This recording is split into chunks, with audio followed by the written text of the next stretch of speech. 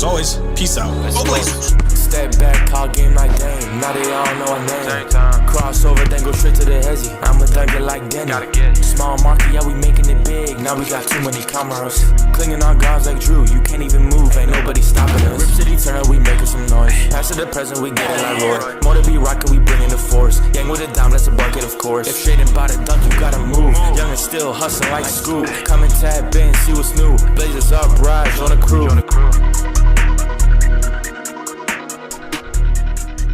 What's going on, everybody? Welcome in to the Blazers Uprise post-game show presented by Prize Picks. Your Portland Trail Blazers just got their first playoff win in 5 years. After Victor Wembanyama leaves with an injury in the first half, the Blazers struggled with the San Antonio Spurs, trailing by as many as 14 points in the second half. But behind Scoot Henderson's coming out party, 31 points for Scoot, the Blazers complete the comeback, get the win, 3-point victory. They actually execute the fouling up 3 strategy late, which they struggled with in the regular season. Thank you guys for joining me on another post-game show. We're going to break it all down. We're going to talk about what went right, what went wrong, and if Wemby misses more games, does the Portland Trail Blazers actually have a legitimate chance to win this series?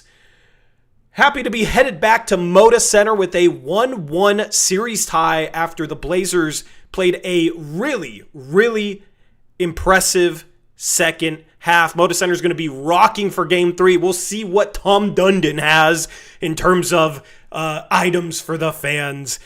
Towels, something that makes noise, apparently it's going to be a thing. Maybe they give clackers to everybody instead of just one half of the 100 section.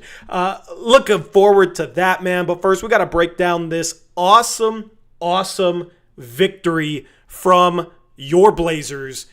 Man, it feels good to win playoff basketball again. You know, this has been quite the season, from looking like the Blazers were going to get a 9th or a 10th seed to the 8th seed's a real thing. They just have to beat the Clippers twice to get a chance to play their way up to 7, to getting that done, playing their way up to 7, getting this first round matchup. And the Blazers started off this game very impressive, I thought. I think this team has struggled more with Luke Cornett on the floor than Wemby in this series, despite Wemby playing a great first game. I thought the Blazers came out ready to go. They get out to a early 13-4 run. Scoot hits a 3, and he was rolling all night long. The Blazers were up 2 when Wemby exits after Drew Holiday pulls the chair. The Blazers elected to use Drew Holiday at times against Wemby. Drew Holiday played some good defense, pulled the chair. I saw some Spurs fans thinking that was a dirty play. I don't really understand how. That's something that the Spurs did at times throughout this game as well, pulling the chair. You know, it's playoff basketball. You got to play physical, and then sometimes it's best to pull the chair. Completely clean play by Drew. Unfortunately, Wemby goes down and hits his head on the floor hard and enters concussion protocol. I hope he's all right, because, you know, you don't want to see your opponent with their best player out. And I was looking forward to seeing if the Blazers could win this game against a healthy Victor Wembanyama, because I think the Blazers have done a good job defending him when he's on the floor. In Game 1, he hit some insane threes. In Game 2, a little bit of a slower start. The Blazers were competitive against Wemby lineups early on in this game. But Wemby exits with the injury. We'll see if there's an update in the coming days, but I think this Blazer team should win against a Wemby-less Spurs team. I think the Blazers have just as much talent as the Spurs without Wemby. And some other injuries later in this game, Donovan Klingan hurts his hand, Dylan Harper hurts his hand, Harrison Barnes seems to have suffered an injury that might be serious. So some injuries in this game. But we got to start off, we got to break things down with just talking about how Scoot Henderson played in this game. He was absolutely phenomenal in this game. Plays 38 minutes, scores 31 points.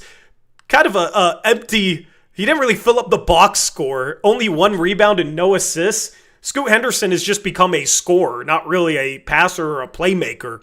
And this game was the epitome of that. But 31 points, super efficient. Let me pull up the actual shooting numbers here. Just give me a second. I did not have that ready.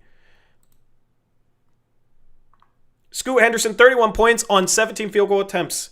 He's 11 for 17 from the field, 5 for 9 from 3, 4 for 6 from the free throw line. Did have 2 turnovers, had a steal, but in the first half, I was super, super impressed with Scoot's defense. Getting deflections, playing strong on the ball, really made a difference in this game defensively in the first half.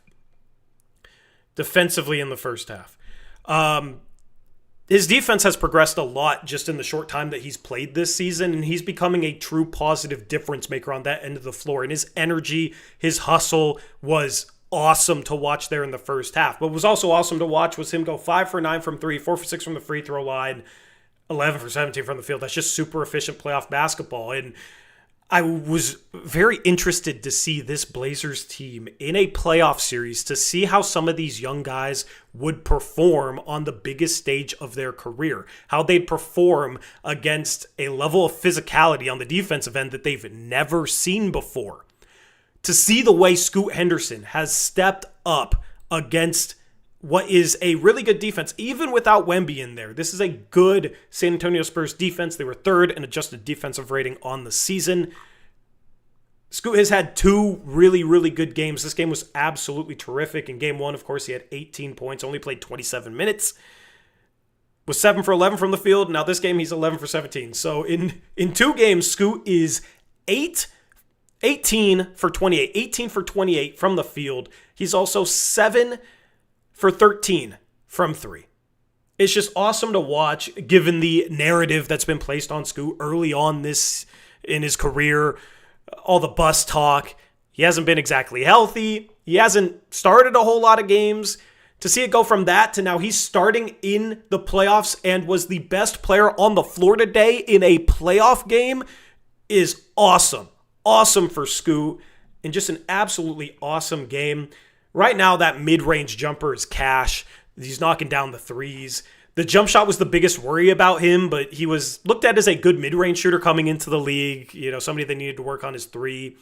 He kind of got away from the mid-range there last season. Didn't utilize it as much. And even at times this year, there's been games where he's just trying to get to the rim and has had some moments where he's struggled finishing, but he's been kind of at the rim or at the three-point line. Lately, we've seen him get back to that mid-range shot, and that mid-range shot has been awesome for him, especially in a game like this where he's not able to get all the way to the rim. Being able to stop and pop from that mid-range area, that shot is all but automatic for him right now. All but automatic. And it just makes him much, much harder to guard because he's a strong player. He did a good job of creating some contact to get some space, body bumping defenders to get to that mid-range shot in this game. And then once he got to that shot, shooting it smoothly, shooting it confidently, knocking it down was phenomenal. Phenomenal from the mid-range in this game. And then the three-point shooting. It's funny because there was people near the end of the season telling me Scoot's an awful shooter. And I don't know what they've been watching. Scoot shot over 35% from 3 this year, 35% last year. And this year he had that awful 7-game stretch where I said he was playing like the worst player in the league. It wasn't pretty.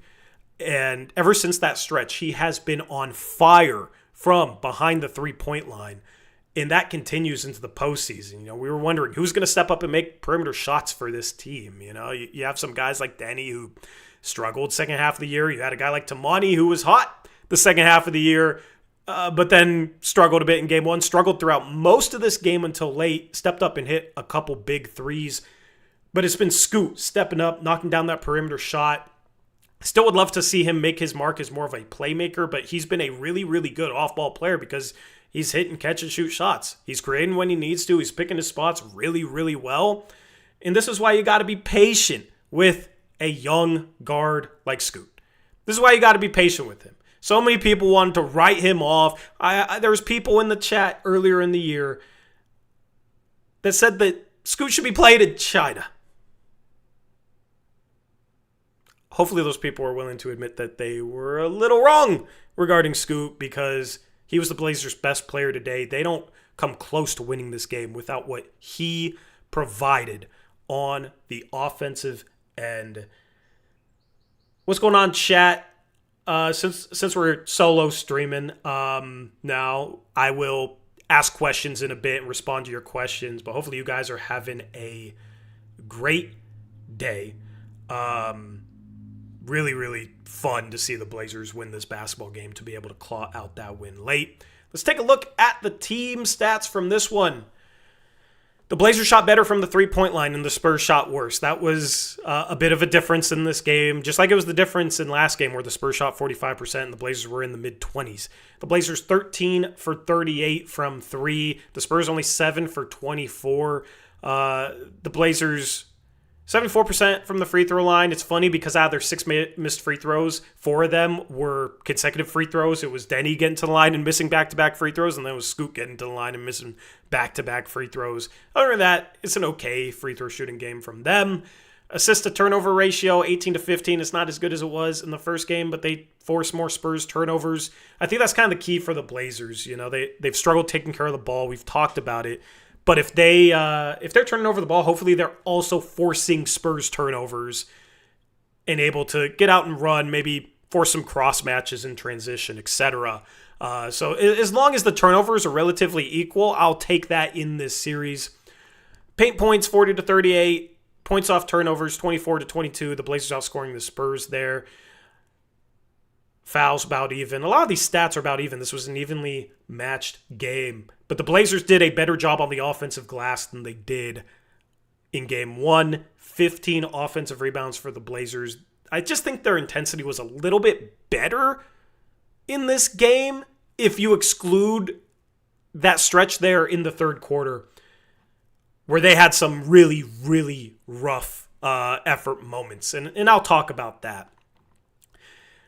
But those are the team stats. Chat, if you have questions, takes, I'll read them off here the next 5 minutes or so, and then we'll jump into kind of the way this game flowed. Some of the rotations I thought were a little bit interesting in this game. Chris Murray got more burn. Shaedon Sharpe was the last sub off the bench. So we'll break that down. But yeah, let me know if you guys have any questions, any thoughts on this game. I'll read them off.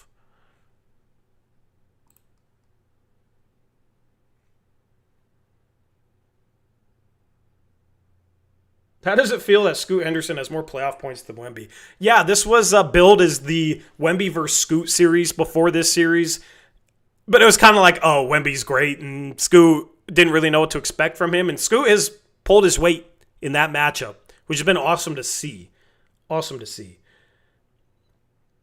Devin Vassell is really a Blazer killer. Yeah, let's talk a little bit about that.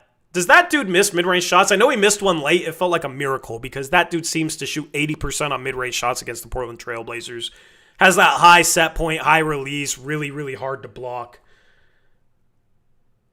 That dude's a Blazer killer through and through. Luke Cornett in this game, 10 points, 9 rebounds. I didn't really know who to put in the thumbnail. It was pretty much a team effort from the Spurs, especially after Wemby went out.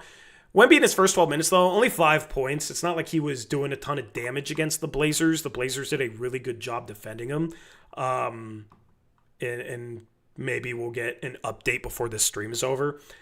But Stephon Castle had 18, 7, and 5, but only shot 7 for 20. He was 2 for 6 from 3. He was 5 for 14 inside the arc. I thought the Blazers did a really good job of walling him off, not letting him get all the way to the rim. He's capable of making mid-range shots, but the Blazers did a really good job of contesting everything he shot inside the arc. He had a couple tough buckets.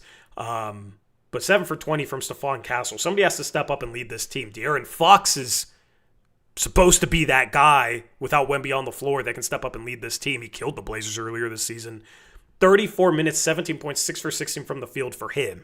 So I really like the way the Blazers defended that backcourt. You know what's funny is Devin Vassell went 6 for 16 because he was 0 for 5 from 3. Every 3 he missed. I wonder, is all 6 of his made shots from the mid-range? Because it felt like that dude was hitting mid-ranges all night long. They got to Denny's head today. His timing was off. I don't think they got to Denny's head. Denny was in foul trouble. In this game. Did end up playing 30 minutes, but really struggled to build a rhythm. Even when Wemby was out, I thought, oh, this is perfect. They're going to have to go small. They don't want to play Mason Plumlee when Luke Cornett's not in the game. And we saw the way Denny destroyed the Suns small ball lineup in that playing game. I thought, oh, this is the perfect advantage for Denny to just take over this game. But But he really struggled to build a rhythm throughout this game. There was some good individual defense by perimeter guys. Carter Bryant had a really good defensive possession on him. He just being subbed in and out and in and out and in and out all throughout this game because of foul trouble. Then he really struggled to build a rhythm in this one. So, hopefully next game he'll be better. There's somebody talking about how he's walking gingerly and looked to be a little beat up. He took a fall and was kind of clutching at his knee earlier in this game after turning the ball over on the sideline. So hopefully he's all right. His back bothered him. I saw him talking to the doc. Yeah, I mean, the back thing might not be 100% until next year. Like I said, the fact that he's been able to play through it and has been awesome past couple games has been great. But with how physical things are, how many falls he's going to take in this series, it wouldn't surprise me if the back injury became a thing then. I just hope he can find a way to play through it. Grant will still play big in this series. We'll see. He was brutal today. There's some performances that really got on my nerves today. I know this is a win, but there's a couple of guys in this game that were extremely frustrating that I'm going to have to get to. And Jeremy Grant was unfortunately one of them.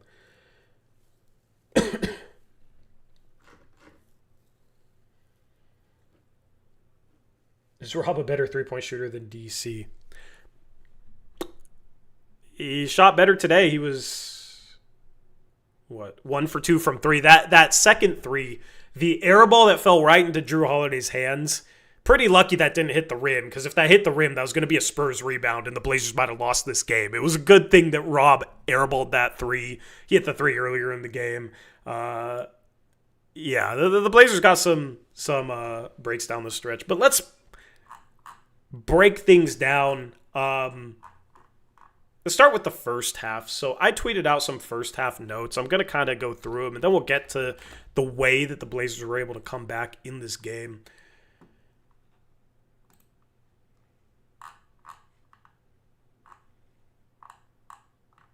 All right, let me find it here. So just kind of touching upon the Wemby injury, the Blazers, I think, once they have 2 days to game plan, assuming Wemby's going to miss the next game, I think they'll be more prepared to play this team. It almost seems like all the effort game planning was geared towards finding a way to deal with Wemby, mixing up matchups and then where to send the help from and how the big should play, because the Blazers aren't guarding Wemby with a big, which is the right move. Teams have had success with that against the Spurs, and that's just the best way to guard him. You want some length around the rim, and then you want somebody smaller on the perimeter to get under him, not let him turn the corner on the drives and force him into being a perimeter player. And that plan worked really, really well to start this game. Only 5 points for him. He was, let me go back to the box score here. He was 1 for 3. He literally only got 3 shots in the first 12 minutes. Had 4 boards and assists and 2 turnovers. I thought Drew Holiday did a good job on him, and even though Drew's giving up a whole foot to him, he does a good job getting under him, and you could tell Wemby was not comfortable putting the ball on the floor against Drew. He tried to go through him at one point because he was struggling to put the ball on the floor and go around him, and Drew picked up a charge. Really good defensive play by Drew. And that's just one of those things where he can shoot over anybody. You might as well put somebody like Drew who can get into him, get underneath him, get good leverage on him, poke at the ball if he puts it on the floor, and try and just force him away from the rim. And then if he gets to the rim, you got Robert Williams or Donovan Klingan there with some length, rim protection ability to help deal with that. And that was working extremely well to start this game. The Blazers built it was either a 9 or 11 point lead early on in this game against Wemby, and the Blazers were still up when he left the game. If you remember game 1, the Spurs actually did better with Luke Kornet on the floor. They were a +9. With Wemby, they were only a +4. So the Blazers have struggled, surprisingly, not so much with Wemby. Wemby made a lot of shots last game, but they were tough threes. He was on fire from the perimeter. No way to really guard that. But it didn't really translate to the Spurs outplaying the Blazers with him on the floor. And in this game, the Spurs were not outplaying the Blazers with Wemby on the floor. He was a -7 in 12 minutes in this game. Meanwhile, Luke Kornet was a +11. So if you're keeping track, through 2 games, the Blazers are a +3 against Wemby, and they are a -20 against Luke Kornet. About equal minutes. Luke Kornet played 28 minutes in this game. Wemby only played 12. But the Blazers seem to really struggle to adjust to playing normal basketball.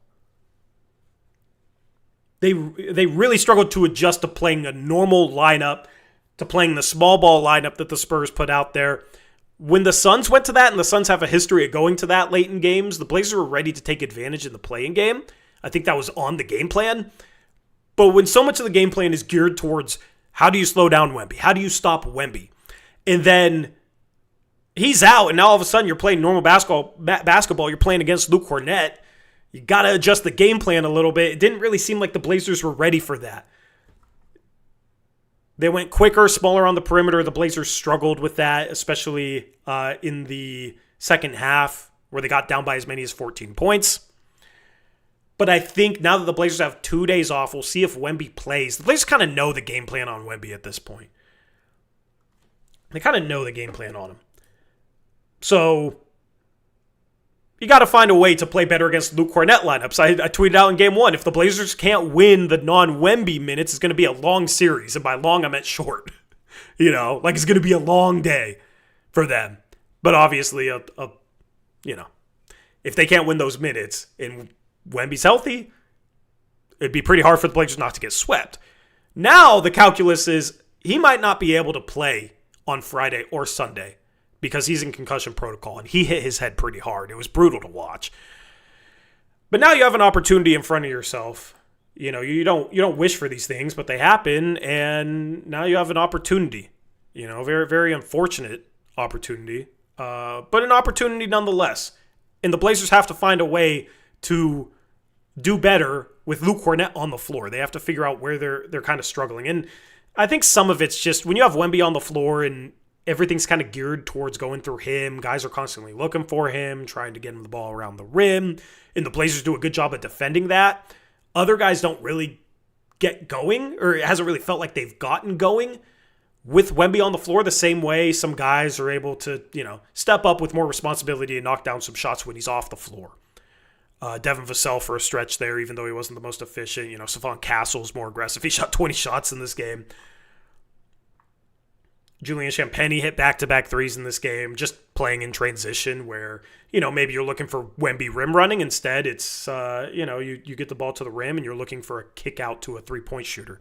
So Blazers have to figure out why they're struggling against Luke Kornet lineups and be prepared on Friday to take on a Luke Kornet lineup because, man, if the starting lineup, De'Aaron Fox is good, Stephon Castle's good, you got Vassell, he's a Blazer killer, Champagnie and Luke Kornet, the Blazers starting five is better than that starting five. They just have to play like it. They have to find a way to take advantage of that. Because that's been a legitimate issue. It's very, very backwards. It's very, very strange. And I'm sure the narrative is going to be the Blazers won this game because Wemby got hurt. And yeah, maybe if Wemby doesn't get hurt, he takes over down the stretch and the Blazers lose by 10. We don't know.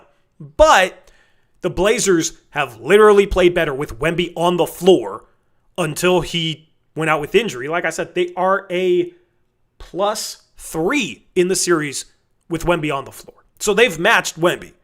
They have matched Wemby. So I think you have to provide that context. You can't just sit here and say, oh, the Blazers only won this game because Wemby went out with injury. The Blazers were a +7 against Wemby before he went out with injury. So if they were able to kind of keep that up and continue, I think they absolutely would have been in this game and possibly won this game down the stretch. It was almost seemingly more of an issue for them to adjust to normal basketball again. But now they got two days. They come home feeling good about themselves, 2 opportunities at home to potentially go up 3-1. The Blazers have a legitimate chance to win this series. The Blazers have a legitimate chance to win a playoff series.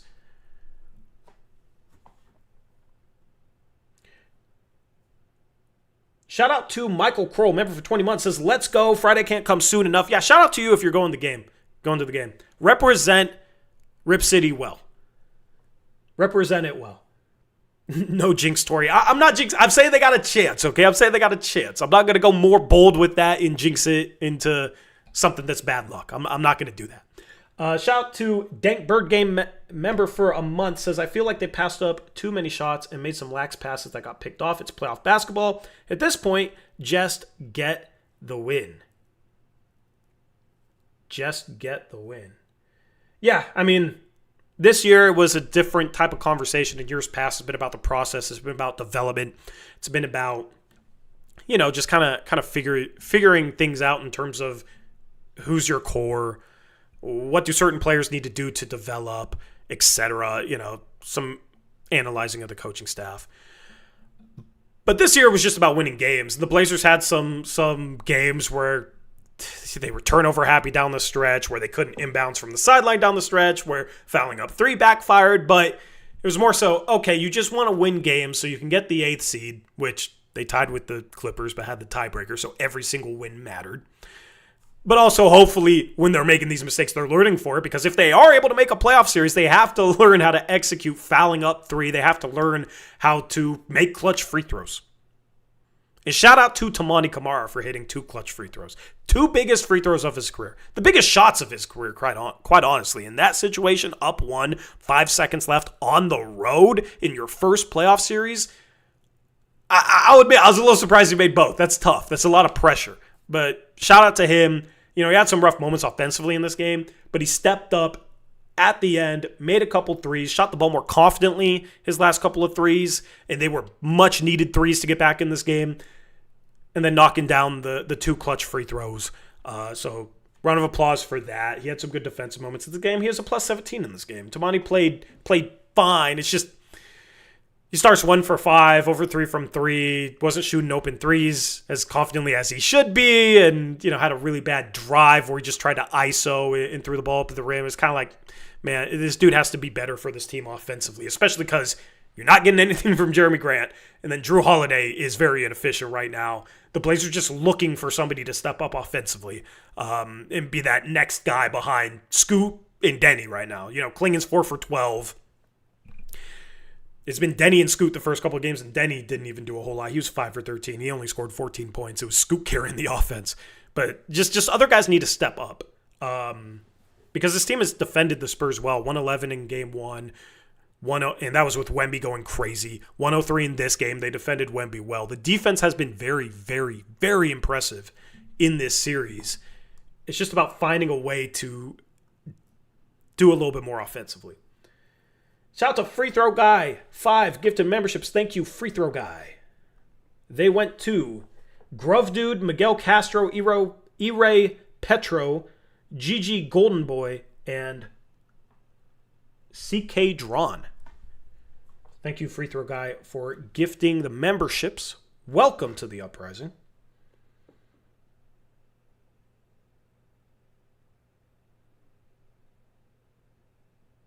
But yeah. I'll read your comments. You guys got a question, I'll read a few comments here, and then we'll kind of get back into things. We'll talk about the little bit more of the first half and get to the second half.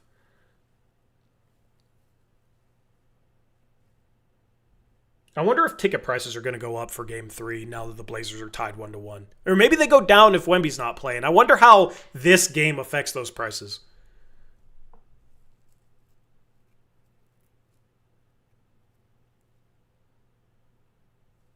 Era says, do you think the non-Cornet minutes will be small ball, Olynyk, or Plumlee? I don't really see what Plumlee provides at his age that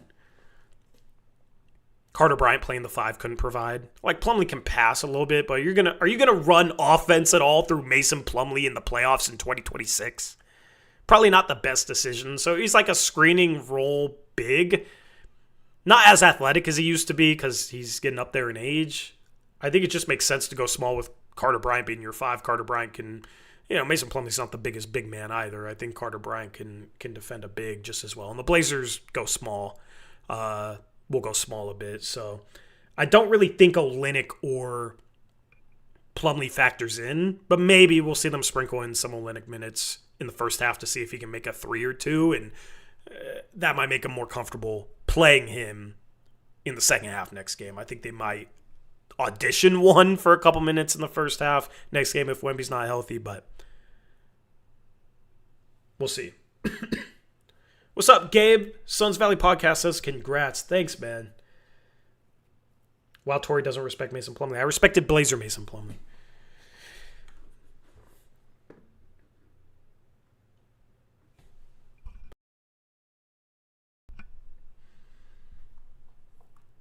What did I think about Rob tonight? He's a plus 13. His energy is a little bit more suited for this series, I think. I'll talk a little bit about Klingan here in a second, but he played great this season. He's struggling to transition to playoff basketball. Like I said at the start of the stream, this series, it was going to be interesting to see what young players played up in the playoffs, played better, and what young players struggled with the style of the game and how different playoff basketball is than regular season basketball. Scoot has risen. Scoot has, if anything, broke out. He's playing his most confident ball ever on the biggest stage he's ever played on. Donovan Klingan, on the other hand, 1 for 6 from 3 today. 4 for 12. Was a minus 14. I'll talk a little bit about him in a second, but Robert Williams has been the better big in this series so far and plays 23 minutes today. You know, you're not going to get any back-to-backs, so he's going to play every game. Even if you got a back-to-back in the playoffs, he'd probably play both games at this point. I think. You know, it's playoffs. But I want to see if, like, his minutes creep up if this continues this series, if he might start seeing 26, 27, 28 minutes a game, maybe upwards of 30. We haven't seen that from Rob Will, but it absolutely could happen. I would not be surprised.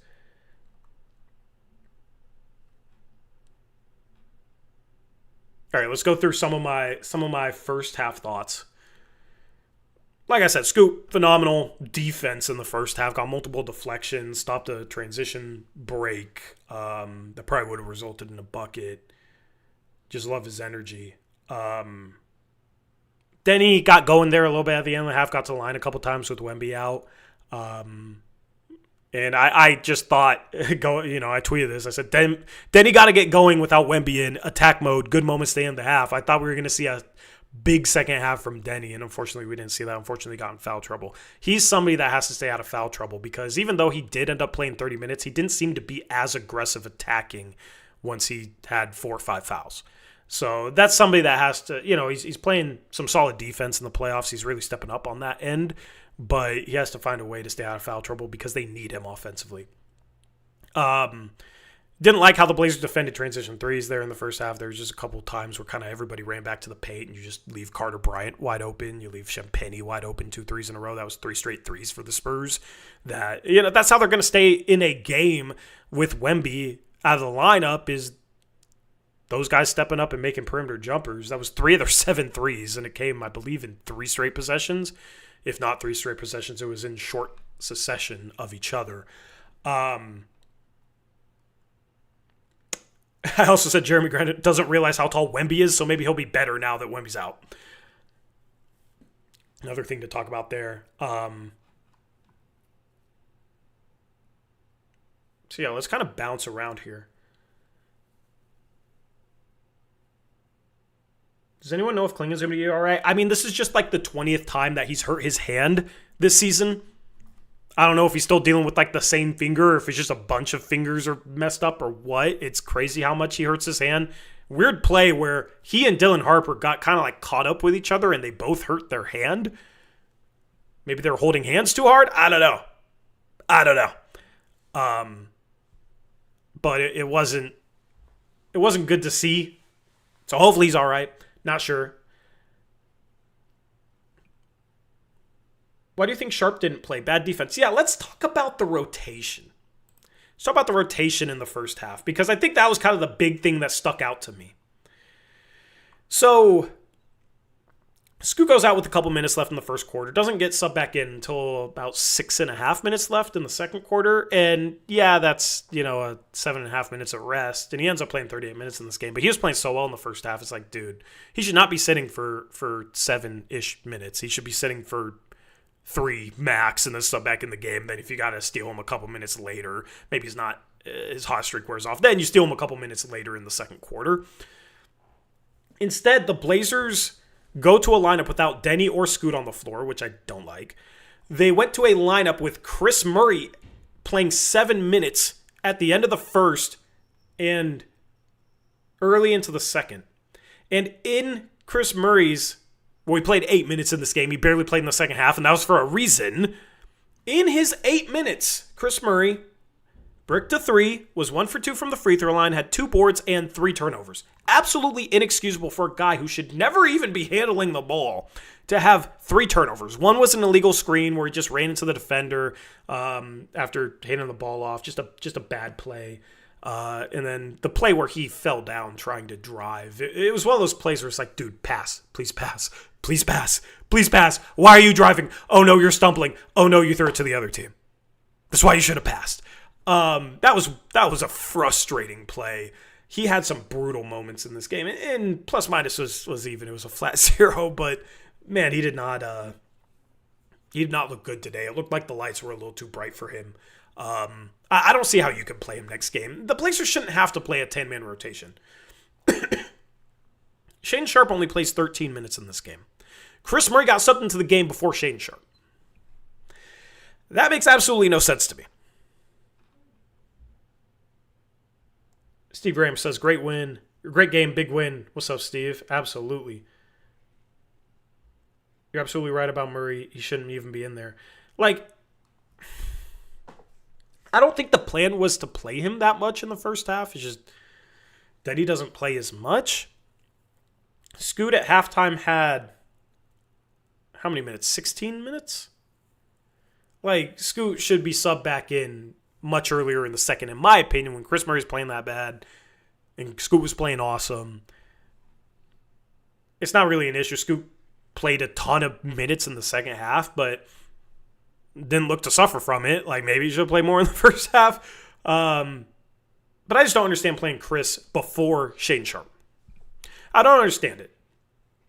Sharp in this game, 13 minutes, 9 points, 3 for 5 from the field, 1 for 3 from 3. Got a block, got a rebound. I think the worry right now with Shane Sharp is they will attack him one-on-one in isolation. There was back-to-back possessions. I believe it was Stephon Castle, and it might have been Champagny, where they just went at him and scored. One of them was an and one. And Sharp's made progress defensively, especially off the ball. And he's competed on the ball, but he's still not the strongest guy. And although he has long arms, he's not the biggest guy either.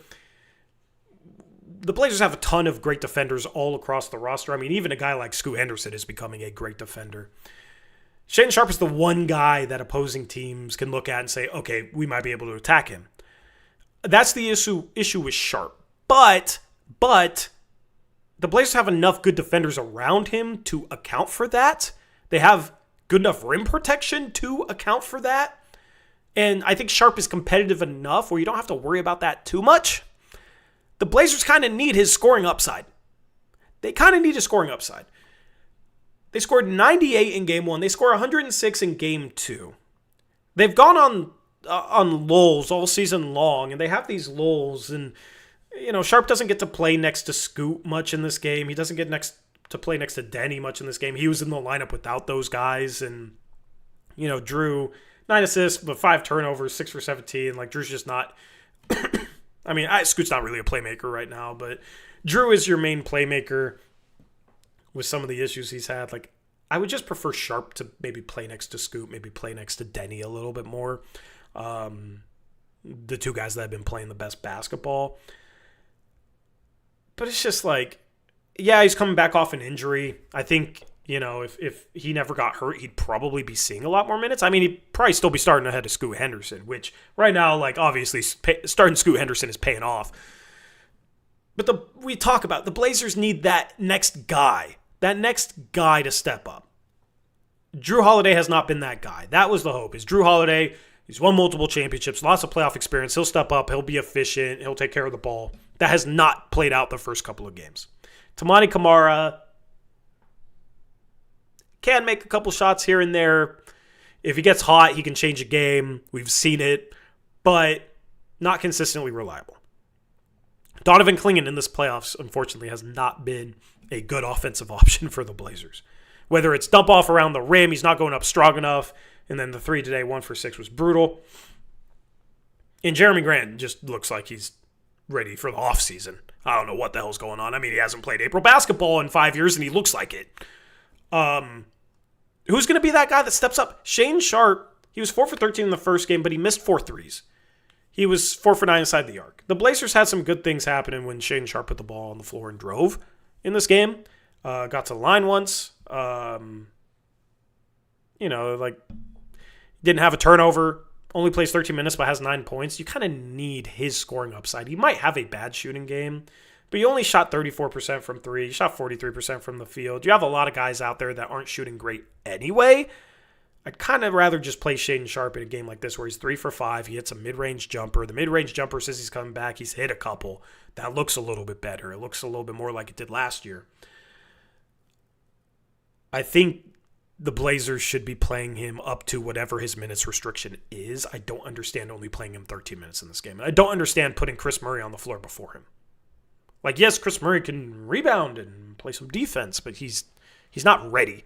His game does not translate to postseason basketball. The speed and the physicality bothered him when he was on the floor in this game, and you could tell he was thinking way too fast and things were a blur for him. That's the only way you grab the ball on the perimeter and just start stumbling forward to the block and then throwing it out to the defender.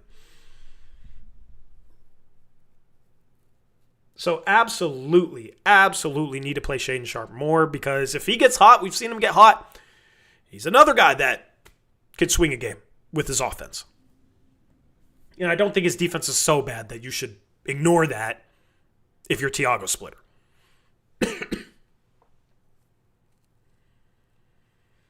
I will say, Shea on the sidestep 3 he shot, it was a transition play, hit-ahead pass. He pump fake, good pump fake. Defender flew past him when he was in the corner, and he readjusts to the side and shoots a 3. He had a whole lane in front of him. He has to drive that and use athleticism. You can tell that the physicality is bothering Shaden a little bit when he puts the ball on the floor. We've talked about how he falls over a little bit too much. But in transition, if he has a lane, if he pump fakes and somebody flies past him and he has open space ahead of him, he needs to attack that and attack that hard. So that was kind of like my one critique in terms of decision-making from Sharp. He barely played enough to make any other wrong decisions in this game. So didn't really like the rotations in the first half. I don't understand how Jeremy Grant plays 20 minutes when he's playing as bad as he has in Game 1 and Game 2, and Shaden Sharp only plays 13 minutes. Matisse Thybulle plays 10 minutes and is a minus 22. At this point, I just go with an 8-man rotation. You got Grant, Williams, and Shaden Sharp off the bench. I don't really like playing 10 guys in the playoffs. This is where starters are going to get more minutes, and Drew plays 39 minutes, Scoop plays 38. Then he would have played more if he didn't get in foul trouble. Tamani plays 35. I don't understand why you're going with a 10-man rotation in this game. As far as Grant goes, I don't know what you do with him right now. I think you still have to play him, and you have to hope that he figures it out. But oh my goodness. Was that dude bad.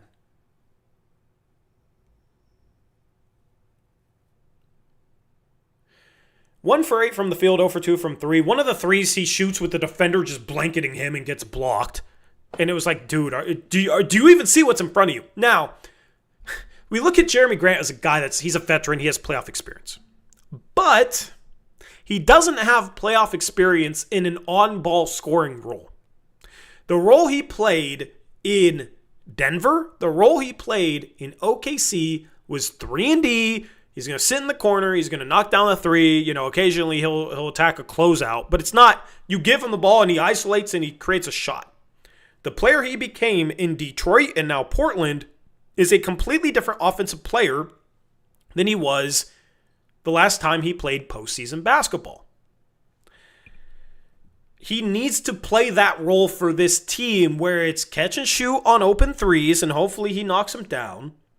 And then if they close out hard, attack it and get all the way to the rim. He shot a mid-range jumper in this game that he bricked, where he's just isolating and couldn't turn the corner, couldn't get downhill, kind of got stuck close to the free throw line and shoots a contested jumper. I think he faded away and fell. He should not be shooting mid-range jump shots unless there's less than 5 seconds on the clock, on the shot clock. and just has some plays where he's just putting his head down and, not necessarily turning the corner, just putting his head down and like almost trying to back guys down and taking extra dribbles. Here's the issue with playoff basketball and playing that sort of way. And this is where he doesn't have experience being an on-ball creator.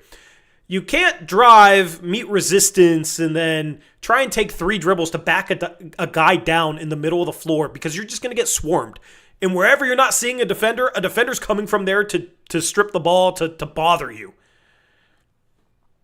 And he's trying to do that a couple of times in the series, and it's just like, dude, you can't drive to a spot in the middle of the floor and then slow down and try and back down your dribble. I mean, you can't just sit there in the middle of the floor and hang on to the ball during the playoffs. Chris Murray, his other turnover, he gets an offensive rebound, good offensive rebound, but he doesn't have a putback, and he sits there just kind of like looking around with the ball in the middle of the floor, holding it in front of himself, and it gets stripped. It's not a play that happens in the regular season more often than not, but in the playoffs, that play happens. You're going to get swarmed if you try and slow things down in the middle of the floor. But also, there's just, against Wemby, Grant is way too audacious against him. Way too audacious. Multiple drives in this series so far where he's just tried to challenge Wemby and had no shot. Like, he doesn't realize that Wemby is 8 inches taller than him. And you don't want to play necessarily scared of Wemby, but you got to play smart, and you got to know when you can attack and when you can finish at the rim. And just his inability to kind of read that and make those decisions has been frustrating. Absolutely frustrating in this series, because if he can step up and make some shots, if he can step up for this team off the bench, it makes a massive, massive difference. We saw that difference against the Suns where he struggled in that game, but then came alive late and won that play-in game for them. Had a clutch block. This team needs Jeremy Grant. So that's why I think you still have to play him and just hope that he kind of starts to figure things out, especially if the Spurs are without Wemby. You hope that some of these drives where he's putting his head down and trying to finish at the rim that Wemby is affecting. Maybe he's able to make that work against Luke Cornett. His one bucket was a lay-in at the rim. He got an and one. So we'll have to wait and see. We'll have to wait and see. Like, yeah, he's been very, very bad. He's maybe been the worst player on the team in the playoffs. That's played more minutes than Chris Murray. But, I mean, what? You're going to give Thibault more minutes, and he was a minus 22 in 10 minutes today? I mean, was that really due to him? He was 0 for 3 from the field and 0 for 2 from 3. His offense is brutal. He tried to drive and dunk, but, like, couldn't even get the ball past his waist and just lost it. Yeah,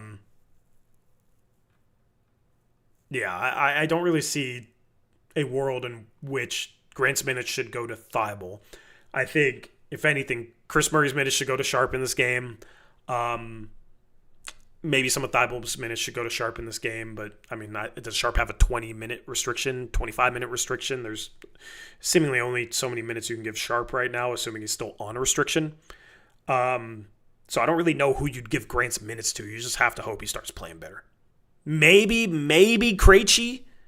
Maybe Krejci. I don't really understand playing Chris Murray over Vit Krejci. He's another guy that can come in, and if he makes a couple threes, he's a good shooter. If he gets a couple open threes, can swing a game in 8 minutes of play. Like, it just seems like Tiago's kind of going away from Sharp and going away. He hasn't played Vit, but he's playing a guy like Chris Murray 7 minutes when Chris Murray is not ready for this type of basketball. Like, yeah, Chris plays good defense, but the problem is you can't put him in a lineup next to Thibault. You have 2 wings out there that can't do anything on offense. Shout out to Tate Plays with a $5 donation. Says, what do you think about Spurs players basically hugging our players for rebounds? Will Klingan be a center who can't play in the playoffs? You just got to be strong. They just have to be strong. We're doing it to them. They're doing it to us. It's the playoffs. The refs are going to let a lot of that stuff go. And some of our players are learning that the hard way. Donovan Klingan is learning that the hard way. But I critiqued Klingan this season where he was being too soft on the boards. Where he was getting pushed around a little bit and like letting guys push him around a little bit and then complaining to the ref when he's 7'2" and just not playing strong. And what did I say at that time? It was he needs to be stronger on the boards. He needs to not get pushed around. Because when the playoffs come, the refs are going to call that even less. The refs are going to let even more slide.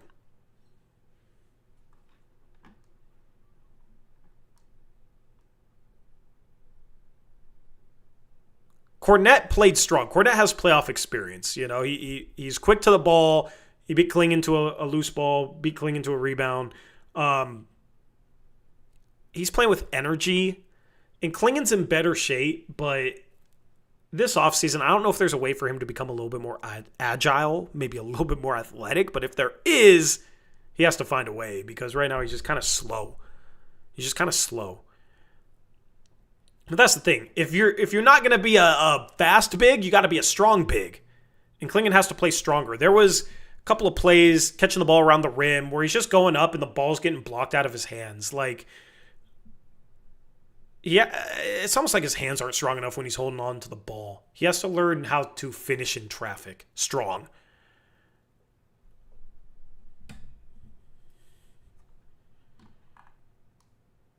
But thank you, Tay Plays, for the $5 donation.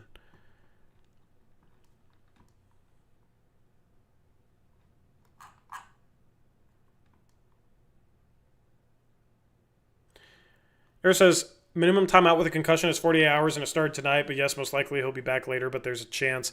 Yeah.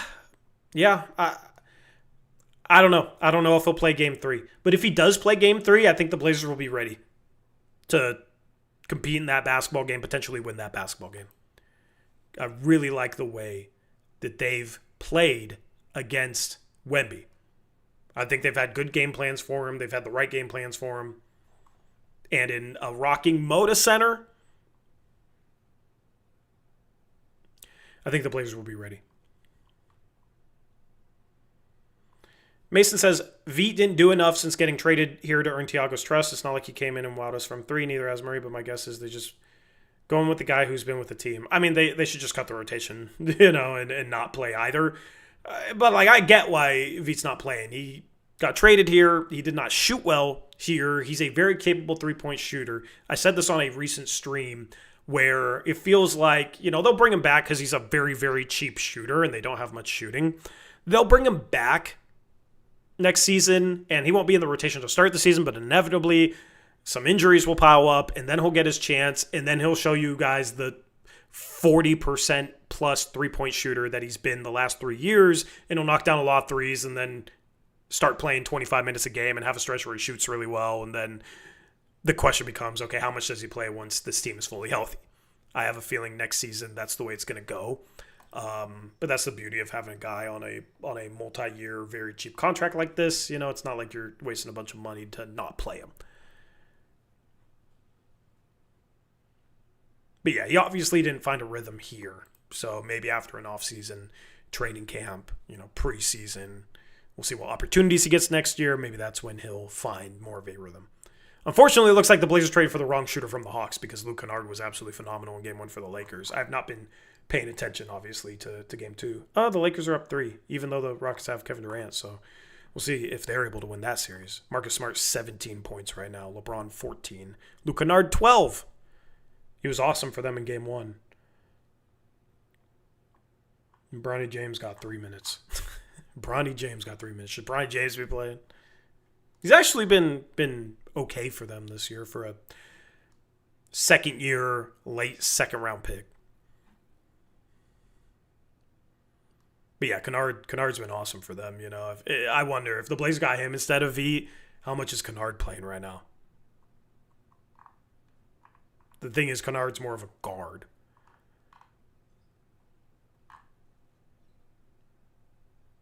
Shout out to Hail Blazers member for 46 months. What's up, Franco? Says, thoughts on re-signing Tease? I think it's early for that conversation. I probably wouldn't want to pay him over $10 million a year. I think that's a little rich. And yeah, it probably wouldn't affect salary stuff. And apparently Tom Dunn is ready to pay the tax for a superstar. Even though he's not ready to pay a few $100 for Caleb Love to travel with the team, even though he played half the season and played legitimate minutes, which is just absolutely ridiculous. Like, some people say not to care about that. I'm going to get off on a little tangent there. Some people don't care about that, but that's not good for player relations. That's not good for agent relations. That's just a really bad look to save a few $100s. Portland is already a market that struggles to attract free agents. You don't want it to become something where across the league they look at it as like, why would I want my player to go play there? Why would I want to go play there? It might be harder to sign two-way guys if it's like, man, all right, I got two-way offers and I can go to a team that does, I could play for them, play great for them, still get stuck on a two-way and then not even be able to travel with them for the playoffs. It's just not great. And for what? To save a few $100 for a guy that's worth billions of dollars? Because of, the predatory loans he gave out with Santander Consumer USA, which one of those loans is one that I'm still paying off after 5 years.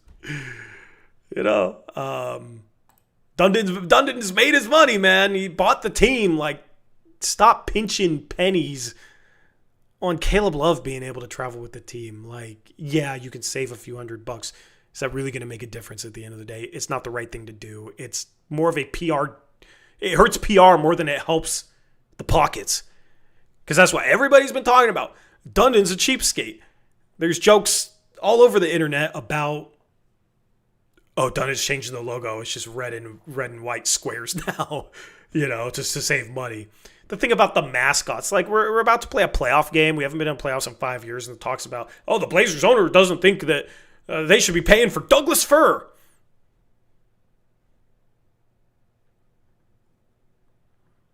Yeah. Listen, I don't care about Douglas fir, but it's just there's just been so many little stories about Dundon and his cheapness, and I don't like that, especially right now, playoff time. It's not good. So yeah, I think it's absolutely ridiculous that he didn't let Caleb Love and the two-way players travel with the team for games 1 and 2 because he didn't want to pay for the extra hotel room. It's ridiculous. Only team in the league to do that. Like, he's basically come in and said, we're not going to do things the way the rest of the league does things. If there's any spot where we can save $100, we're going to do it. And it's just hurting PR. It's hurting the image of the organization under his stewardship. So it's incredibly dumb. And there's an article coming out today that he doesn't care what people think. Well, guess what? At a certain point, what people think starts hurting the product on the floor. Maybe your bottom line in terms of ticket sales. So, there's a domino effect. There's a domino effect. But also just like letting Caleb Love at least travel with the team is just the right thing to do. Without him, they might have been in the 9-10 playing game and might not be getting playoff revenue. And trust me, Dundon's going to enjoy that playoff revenue.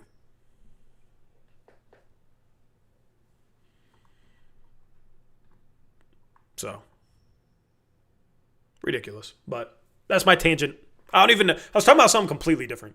Oh, thoughts on resigning Batista. Somehow I got stuck ranting about Dundon. But, yeah.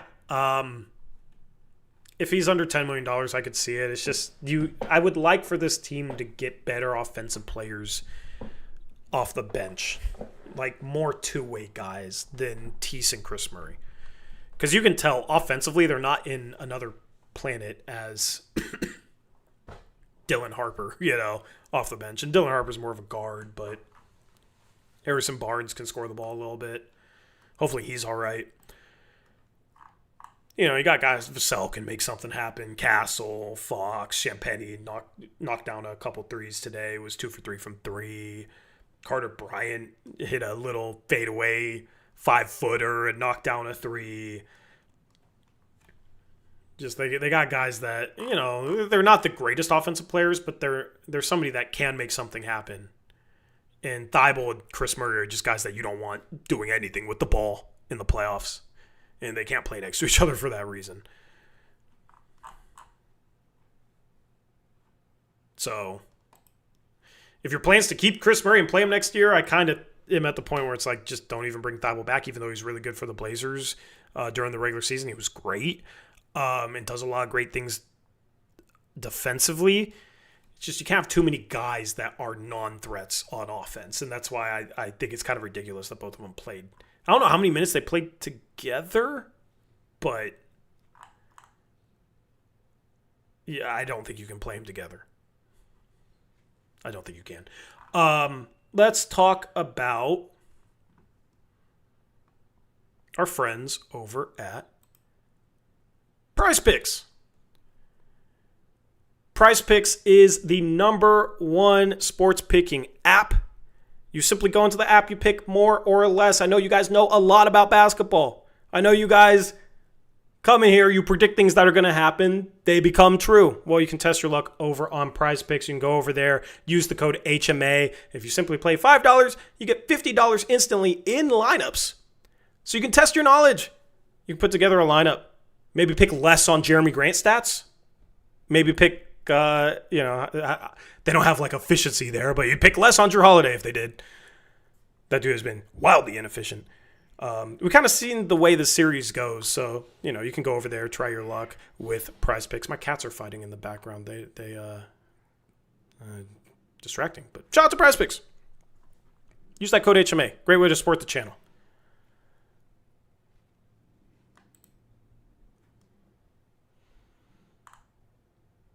Isaac, are you talking IRL? IRL? Yeah, maybe I just become a vlogger. I might be going to Summer League. Blackjack Uprise. W Cats. Yeah, we brought we've had a girl cat she's like 4, and we brought in an orange male who's like 8 months old now, and he just antagonizes the hell out of her. So occasionally when I'm streaming, I'll just hear chaos by the door. It's the reason I don't open the door. It's because of the cats. Torrey White Sharp getting short minutes when he's on the floor. He looks good. I don't know. I think it's just the defense and the fact that he's probably the guy that the Spurs would attack the most. But I think you got to play him for his offensive upside. I think you do. So I don't agree with that. Eric Olson, yeah, I got you. Lot going on. But yeah, would love to get everything coded, all that sort of stuff. Which cat is the Wemby fan? Well, it's a calico and it's an orange cat. And orange is close to red, so I guess the orange cat's the Blazer cat, and then the calico, there's black and white, and they're going crazy. So I guess that would be the Spurs cat. I don't know. I got a ticket for Sunday. I'm scared. Orange cat, definitely the Wemby fan. Anyway, let's talk about the second half. Let's talk about the comeback. We haven't even gotten to that. Leave a like on the stream. Easiest way to support the channel. Subscribe if you're new. If you're new, welcome.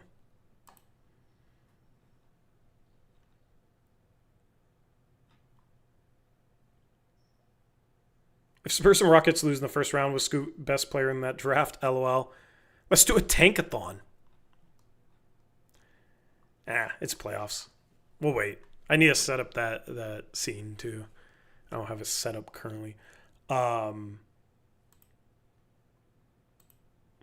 thought the energy in the second half when the Spurs went on that run to get up by 14 points, I thought the energy was absolutely brutal. It almost looked like this team gave up. It was alarming. There's national media tweeting about it. That's the fun thing is I can see something in a game like this and be like, what the hell? Why was the effort so bad on this play? But, the local media, they're not going to say that. But instead I got national media, and I can go and see, like, are they confirming what I'm seeing? Like, do they also think the effort's bad? And I think it was Nate Duncan had a tweet.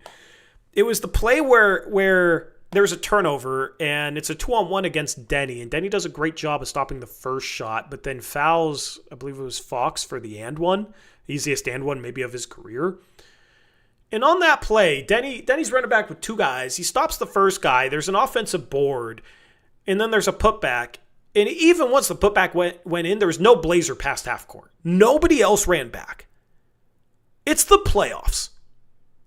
Every freaking possession matters. Every single possession matters. You won by 3. Every possession mattered in this game. It's ridiculous to me to have guys in that situation that aren't running back on defense in case Denny's able to stop the first guy. That was frustrating to watch. And there's a national media guy, I think it was Nate Duncan, tweeted the same thing. It's inexcusable for the playoffs, especially as a team that we're the effort team, we're the team that plays hard. That's their mantra. You got to keep playing hard. Even if it looks like it's about to be a 2-on-1 fast break for a bucket, you gotta get back on defense. You got to get back on defense. But then there's just some defensive possessions where they looked super slow. And there's just a stretch where it looked like they were in quicksand. Didn't really understand it. It kind of reminded me a little of the playing game where the Suns went up, 9 points, where they went on that run and then the Blazers came back. Instead, this time the Blazers were down 14. They looked dead in the water. And I'll just say, with Wemby's concussion situation, you lose this game, I have no faith, even if he's out. I feel like the Spurs, have all the momentum going into Moda Center. Probably going to steal one of 2 and be up 3-1, come back home. Wemby, maybe he's back by then. The Blazers needed to win this game, in my opinion, to have a chance to win this series, regardless of Wemby's status. They've played hard, very hard in this playoffs. There was just a stretch there in the second half where it was like the flip got switched off. It was very weird. Very, very weird. Let me go to the play-by-play.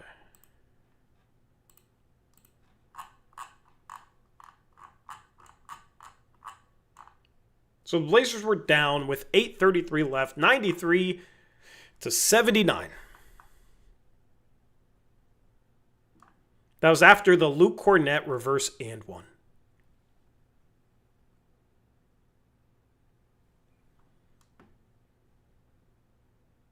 Phenomenal dunk, by the way. Phenomenal dunk.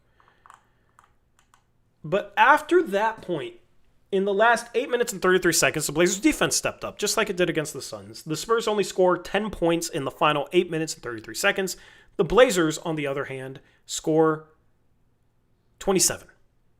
27-10 run for the Blazers to close this game. It was like they finally, all right, we got to start playing or we're going to lose this game. And then they proved that they're the better team than the Spurs without Wemby.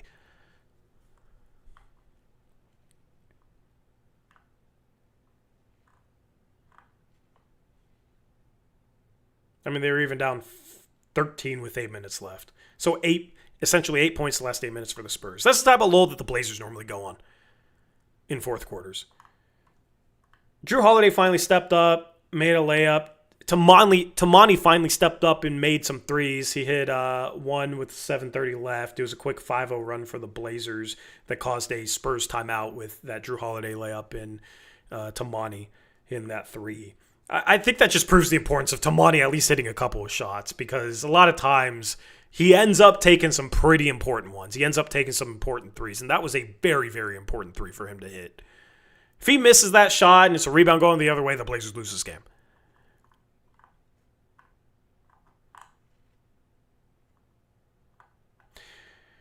The Blazers then were able to cut it to 5 with Drew Holiday making a 3. So although it was an inefficient night, Drew Holiday finally making a couple of shots really sparked that comeback there in the fourth quarter. Keldon Johnson came down. It was a 5-point game at this point. Keldon Johnson hit that corner 3. That seemed like a momentum killer. But, the Blazers are in this game and junked it up a little bit. Scoot Henderson had that really, really impressive drive to make it a 99-92 game. We've talked about his rim finishing not being great, and he's kind of a mid-range / three-point shooter that's playing defense, not really playmaking like he was in the first couple of seasons of his career. Not really getting to the rim a whole lot. But that finish was super impressive. Kind of Euro stepping to the middle, meeting Luke Cornett and extending to his right hand and putting some English on the ball to spin it off the glass. That was an insanely, insanely tough finish by Scoot Henderson. Insanely tough finish. Really, really good play by Scoot. Really, really important play by Scoot. That's the thing with Scoot. Like, he stepped up and met the moment and just played with a level of energy, a level of confidence, a level of swagger. The type of stuff that we thought, oh, he's going to be the guy. We're drafting him 3rd overall. There's so much hype around him. It was awesome just to see that on a playoff stage. I will say, I don't know when this play came in, but when the ball went off Luke Cornett's foot and the Blazers didn't challenge that and it was a jump ball and they got the jump ball, they got the tip. De'Aaron Fox missed a 3, but that was a play that the Blazers absolutely have to challenge. Absolutely have to challenge. Inexcusable not to challenge that. The guy on the bench basically said, no. He didn't seem to see it on whatever tablet he's watching on, whatever. I don't know. But like, that's something where it's on your side of the floor. It is clearly off Luke Cornett. You got to use that challenge. It's late in the game. And maybe they didn't use it because it was a jump ball because the refs didn't know who it was out off of. But that was the difference in a possession in this game. That was a one-possession game. I'm not blaming Tiago for that because the bench guy told him no, but the bench guy has to be better. I don't know his name, but he has to be better. You know, it's a team effort over there on the bench. Marv says, nice finish by Scoot. He has been caught in that spot so many times this season. Absolutely. Yeah, he's had some bad moments there. And that was a really impressive one. What do I think of the splitter tech? I liked it. So Klingan goes up for a baseline dunk and Luke Cornett basically backs into him, which they call every backing up into someone foul for Wemby. It could be Drew Holiday on him, and Drew Holiday can like lean back a little bit with Wemby catching the ball, having a foot advantage, and they call it for him. Every single play like that, they call for Wemby. But Klingan has a wide open dunk, and Luke Cornett like isn't ready to contest, so he just backs up into him and forces him to miss the dunk. That's such an obvious freaking call. That was an insane missed call. An insane missed call. The technical worked out. Some people were mad at Tiago for that technical, but it was such a bad missed call, and they had a transition break that maybe they were going to be able to score off of. Tiago stopped the transition break to get a technical. Then they missed the technical, and then the next possession, Spurs ball, they call a ticky-tack moving screen foul against the Spurs that they had been letting go all game. It was almost like it was a makeup call. So the Tiago technical was very, very productive. It stopped a break. They didn't score off of it. We got an offensive foul call that was maybe a makeup call. That was a pretty ticky-tack call. So, hey, like, even in playoff basketball, you know, I talk about every possession matters, but sometimes it's the right time to get a technical.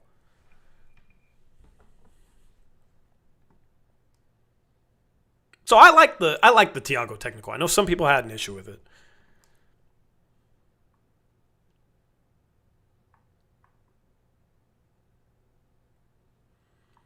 Anyway, Toumani Kamar's second three made it a 99-95 point game. 2 clutch fourth quarter threes after he had just struggled with the 3-point ball the first couple games. So I'm hopeful that coming back to Moda Center, Toumani game 3 has a really, really big 3-point shooting night. That is my hope. That is my hope. He gets his confidence back, like I could see, especially if they don't have Wemby, the Blazers coming out and having a really hot shooting first half. You know, I'm going to knock on wood because I'm not trying to jinx anything.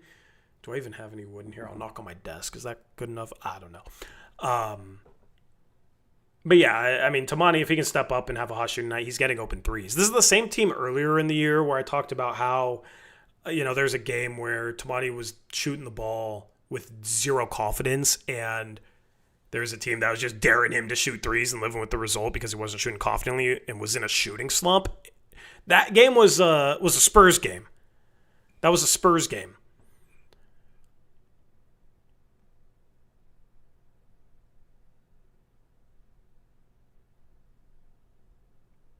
So this is the team that dared him to shoot earlier in the year. And they've been leaving him a bit open in this series so far. Good job stepping up, hitting 2 clutch fourth quarter threes. Shout out to Braden Tennis, member for 7 months, says you go into a playoff game this year. If ticket prices are down a little bit for game 3, maybe. But not sure. Not sure if I have the resources to do that. Because, yeah, ticket prices are expensive. They're expensive, man. Thank you for being a channel member. Have you talked about the possibility Wemby fractured his jaw?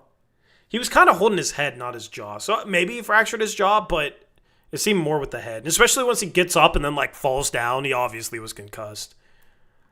With Wemby out, ticket prices may be cheaper. That's kind of what I'm hoping. You know what's funny is it's been really hard to see Wemby at Moda Center.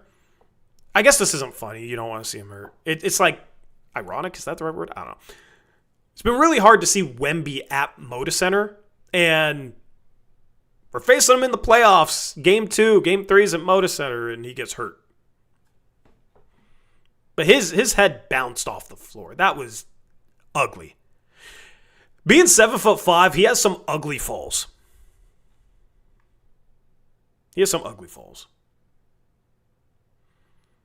The Saddest Nation says, nope, that's not anything. We won the game. They're selling fast. I just bought one for my seller, and they just keep getting bought before I could. Yeah, resale. Gotta see what they are on resale. I would love to be there, but you know. Gotta handle some other things.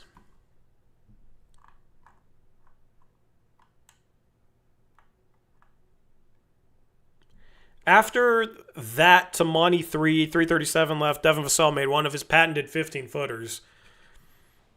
Klingan's contests on mid-range shots don't really seem to affect them. They play drop scheme and they give up the mid-range shot, but Dylan Harper loves the mid-range shot. Devin Vassell loves the mid-range shot even more.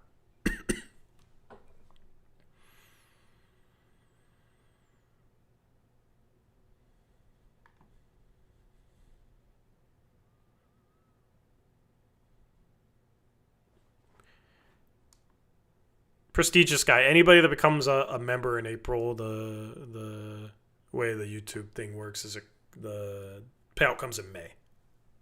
Late May. So, shout out to everybody for becoming a member. But it's not that simple. Russ. Funny. But after that Devin Vassell mid-range pull-up, Robert Williams makes a 8-foot floater. It was a really nice pass from Drew Holiday. His playmaking the first couple of games has been good. Drew Holiday had some moments in this game where he threw some awful turnovers. The one to Tamani Kamara back cutting, I don't even know if it was a turnover. I think Tamani won the tip. But the one to Tamani back cutting was not even close to being there. And there was a rim protector there. There was a defender right there to stop Tamani. There was no reward on that play. Tamani wouldn't have really had a shot.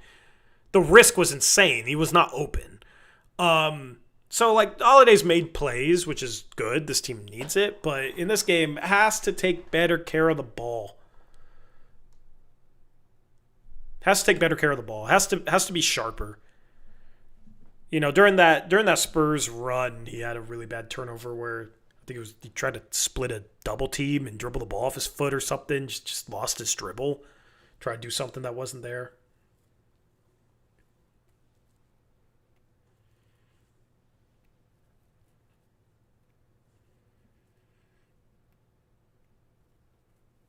I don't think Wemby was unconscious. He would have stiffed out. No chicken legs when he got out. Just got his bell wrong. He seemed a little woozy, but yeah, I don't think he was knocked out either. But yeah, Robert Williams cashes in that little floater. Put the Blazers within 4.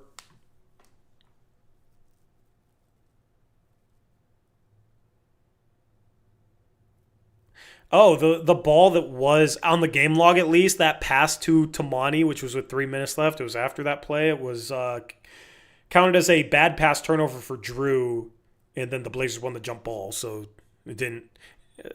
Should that be counted as a turnover? I don't know. But then Scoop made a 3. Just the way he's shooting the 3 ball, really, really impressive. Really, really impressive. He had a 2-for-1 in transition. He had just missed a 3. Even his misses, 5 for 9 from 3. He had 2 misses that were halfway down that were in and out. He hit some tough threes in this game. The level of three-point shot making from Scoot was absolutely phenomenal. Absolutely phenomenal.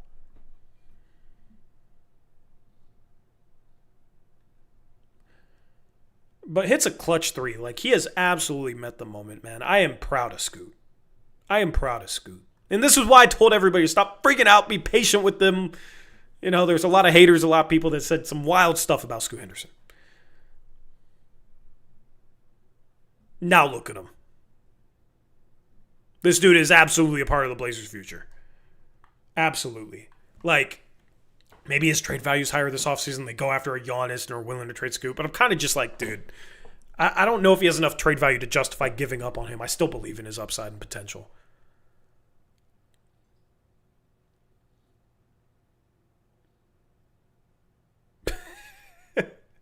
Blazing Nugs are funny.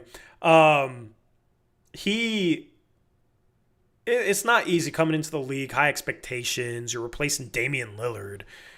You're replacing Damian Lillard, and you have all this expectation around you, and you struggle. Deal with an injury your rookie year. Deal with an injury this year. You know, like, it just, there's a lot of stuff that hasn't gone right for Scoot. Last year, he played much better as a starter, but his minutes were inconsistent. They prioritized Anthony Simons instead. It's kind of funny looking back. And he had to battle through a lot of stuff early on in his career. And he has some stretches this year where he struggled. But for just to come out on the other side of that, playing this way, the way he is right now in the playoffs, and he looks like a vet. You know, he's gonna have a mistake here or there. He's still a young guard, but he looks like he belongs at the highest level right now in the playoffs. Like, we're talking about, can this guy earn a starting role? I think right now he's already got, you know, next year it's weird. You got Drew and Dame, but I mean, he's proven that, yeah, he should be starting. He should be playing insane minutes right now because his team is just clearly much better with him on the floor. His energy is great. His defense has been really good. Dylan Harper got him on a drive. I think Stephon Castle scored on him. It's tough when he's matched up against like a 6'6" guard or wing, just because they're able to kind of like walk him to a spot and shoot over him. That's not necessarily bad defense. You know, like, he doesn't have a size advantage. I think he needs to be a little stronger and a little bit more physical. I think that's the problem with him getting in foul trouble is, you know, he's so used to being in foul trouble that sometimes I feel like maybe he's not as physical as he could be on guys that are trying to back him down. It's different playing on the perimeter, being handsy, shoving a guy, and, oh, this guy's within 15 feet, and now he's trying to, like, walk me down to 8-7 feet to shoot over me. Like, you gotta hold your own, you know. We see Drew Holiday do a really good job with that, so that's something for Scoot to learn, in my opinion. Shout out to Muvsy. What's up, Muvsy? Always good to see you, bro. Says 7-month member Mog. Yeah, 7-month member message. Shout out my guy Muvsy, man. Hopefully his Raptors can win a game 3 in Toronto. Yeah, how good are we with Dame on this team? Yeah, imagine Dame on this team. The thing is, the defense, you know, he's not the greatest defensive player, but he's competed in the playoffs. The Blazers will have to find a way to, like, work around that. I think, you know, right now they have 5 good defenders in the starting lineup, and Scoot's turned into a good defender. So, you know, but Dame's offense is just so great. Obviously, we all know that. Like, and we've seen this team struggle on offense. Like, he'll be a huge spark in the arm to what the Blazers are already doing. Collins, Torrey, I'll do some Collins maybe game 3, game 4, not sure.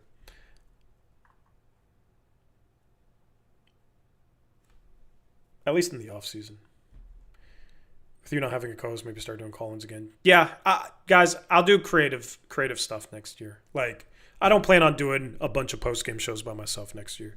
I got people in mind. Like, I got people in mind that I think you guys will like. At the end of the day, I'm going to do my best to provide you guys with good content. Like, that's what I care about.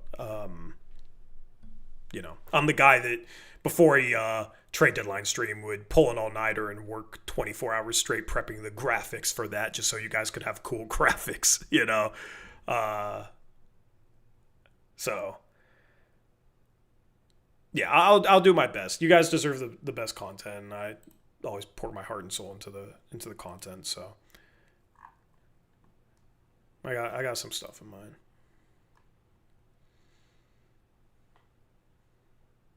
Damn era is over. Move on. Shady never changed, brother.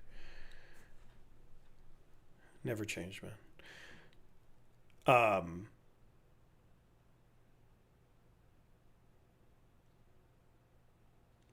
That's passion, man. Yeah, I mean, this channel is 7 years of pouring my heart and soul into covering this team and dealing with a lot of struggle, you know.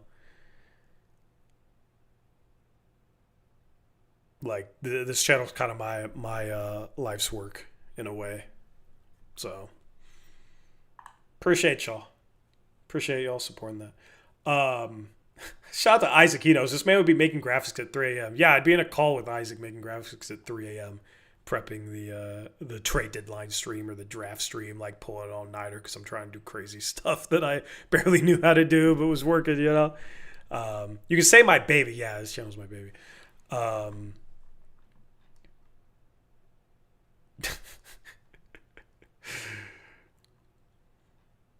Lazy man, that's facts, you know.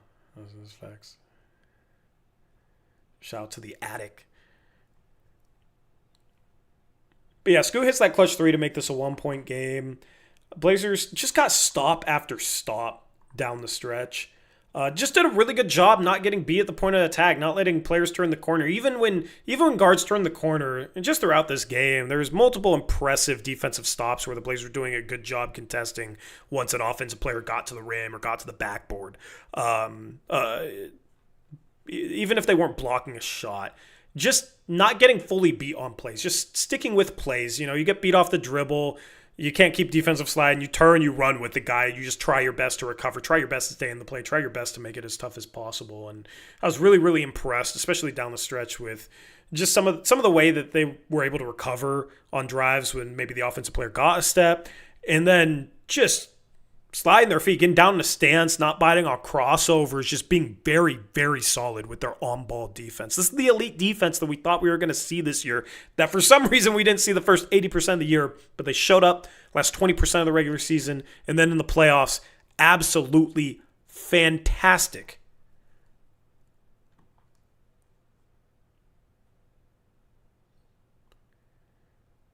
Torrey would put his blood, sweat, and tears into in just to get absolutely rage baited by Neil Olshey.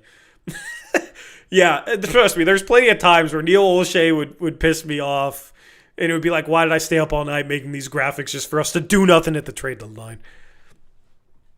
Yeah, there's times where I question my sanity in regards to that. This is what Blazers fans are about, enjoying injury. Yeah, nobody should be enjoying this. Wemby getting hurt, Wemby getting concussed. Absolutely not. I'm not laughing at that. I'm laughing at the Derrick Jones Jr. in chat. Great moment. Nobody should be rooting for that. Like, I even for winning this game, it was like, obviously Wemby makes them a much better team, but the Blazers were defending him so well. It's like, dude, I want the chance to prove that we can beat them on the road with him because based off the start of this game, I thought we were fully capable. The Blazers have outscored the Spurs with Wemby on the floor.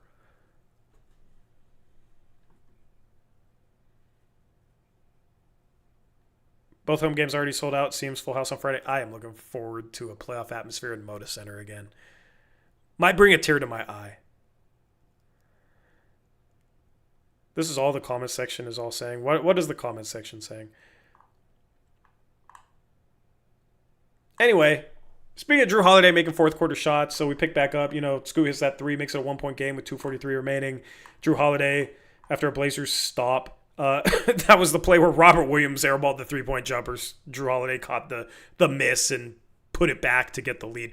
That would piss me off as a Spurs fan, man. Like, your team's choking at home. You're up 14 in the fourth quarter. And you got Robert Williams shooting a 3, and he made one earlier in the game and made one in game 1. But, like, Robert Williams clutch 3, that's the first clutch 3 he's ever shot, I think. And he airballs it, and it just falls right into Drew Holiday's hand for a layup to fully blow the lead. Like, that would be so frustrating as a Spurs fan. So frustrating.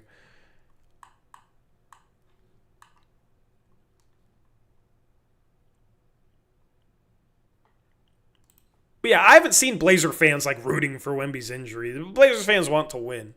Like, I don't think anybody, at least anybody who's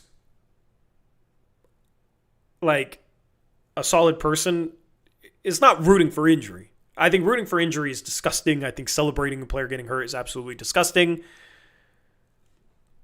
I didn't see any of that in the chat. If anybody's doing it in the chat, like, need to chill out on that.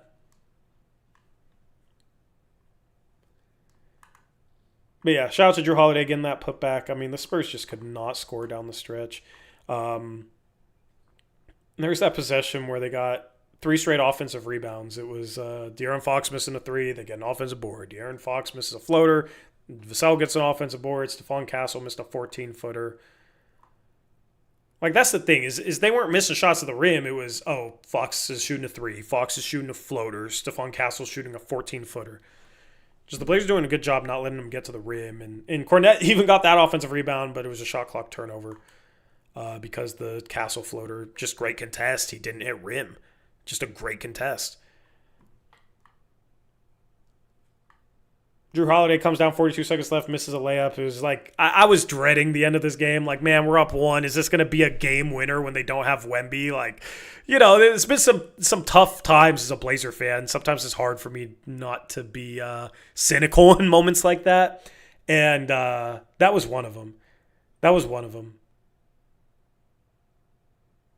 Where, they get multiple offensive rebounds. Drew misses a shot on the interior. Spurs get the ball with 40 seconds left.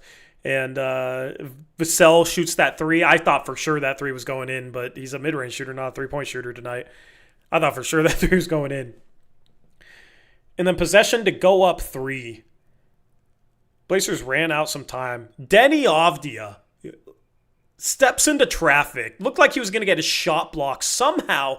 I don't know how. His ability to decelerate on that second step is insane. Like, he's fast and strong, but it is not easy to be going full speed, dealing with contact, maybe not fully on balance, and take 2 steps of full speed and stop on that second step under control so you can shoot a layup or pass.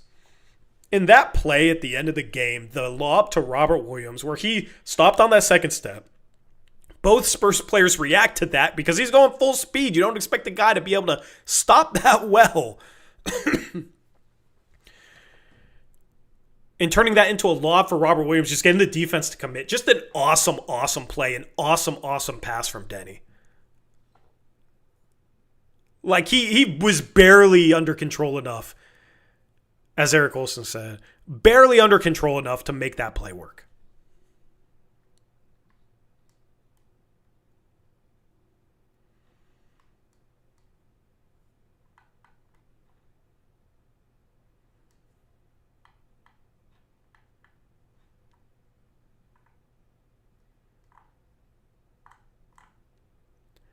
Well, Kyle, what's up, Kyle? Says Thibel's defense on the last play was impressive. Yeah, that's the moment where you got Thibel for.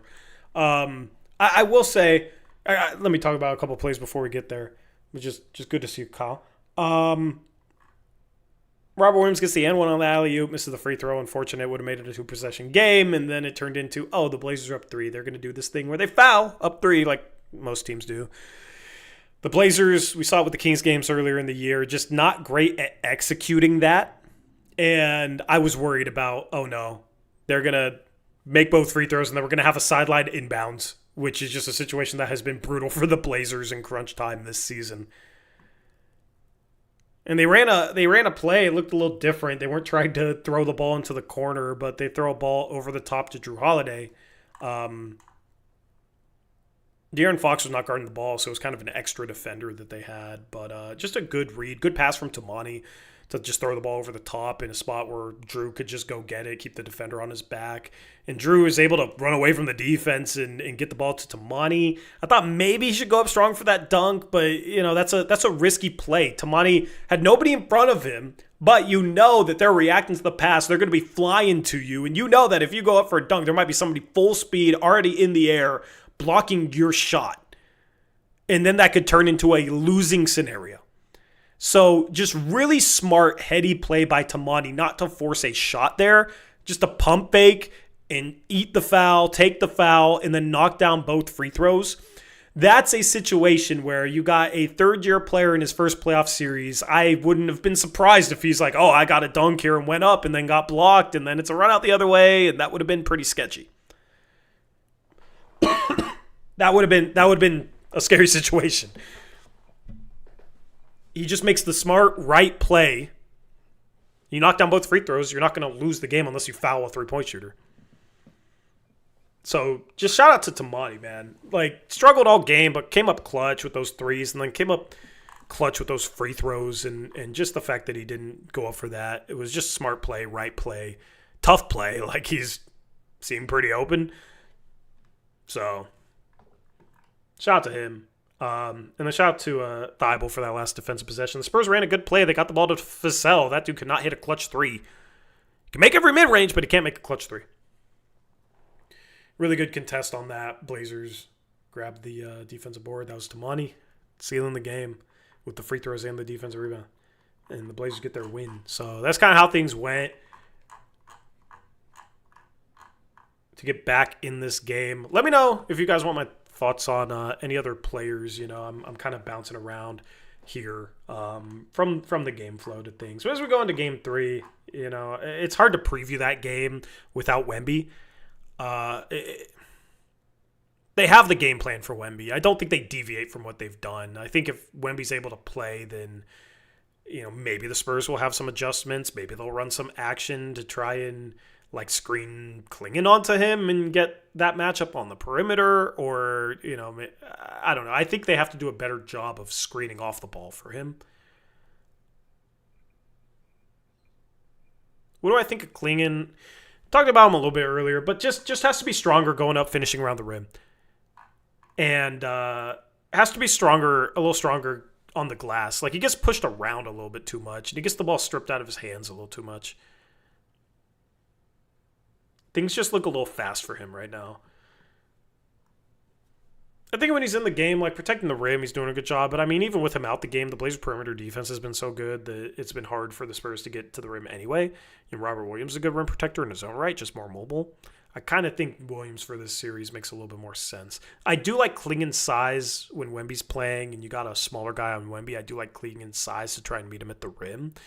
But other than that, it's his first playoff series. It's nothing where I'm worried about him long term. He just has some things to work on to get used to the way the playoffs are played. And we saw Rudy Gobert early in his career kind of struggle, and now with the Timberwolves, he's made back-to-back conference finals, had some big moments, you know, did a good job defending Jokic last night.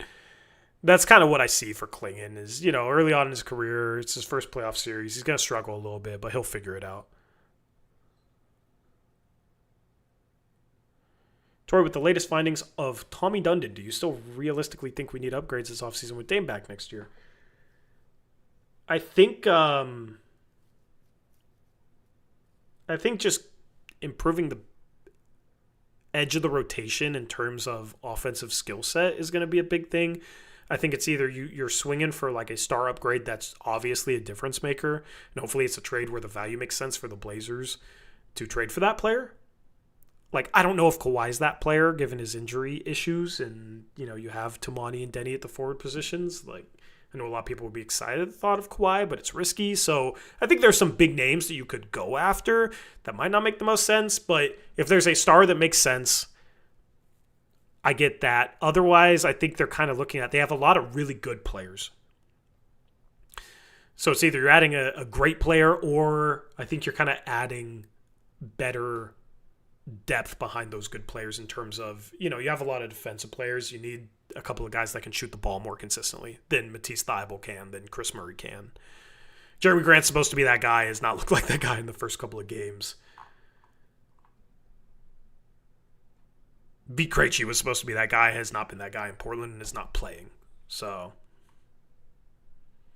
I think this offseason it comes down to, you want to bring Robert Williams back probably, and then I don't know, you probably want a 4/5 that maybe isn't in the rotation, but you feel comfortable with playing at the 5 in case Robert Williams gets hurt, or if they're still sitting him on second night of a back-to-backs, you know, like, maybe a slightly worse version of like a John Collins type player that can play either position, can shoot, mobile enough to play the 4, big enough to play the 5. I don't know exactly who that player is. Because you look at the way these playoffs are being played, just imagine Young Hansen trying to play out there against this speed and physicality. That's why I don't have Young Hansen stock. I have 0 pieces of Young Hansen stock. You see the way he struggles with it in the regular season, and you look at how good Klingan was in the regular season, and you look at the way that Klingan's struggling with this. How physical it is, how easy Young falls over. Like the way he puts the ball on the floor in the low post, like the way that the defense would swarm him. I don't see his game ever really translating to the NBA level, but especially the playoffs. Him trying to defend, like I don't have pieces of stock there. So going into next year, I think you need a third guy behind Robert Williams. But I think at this point you got to try and bring Robert Williams back. He's been really good for this team and has been good these first couple of games of the playoffs. And it's just the right change of pace for Klingan. And he's a shooter.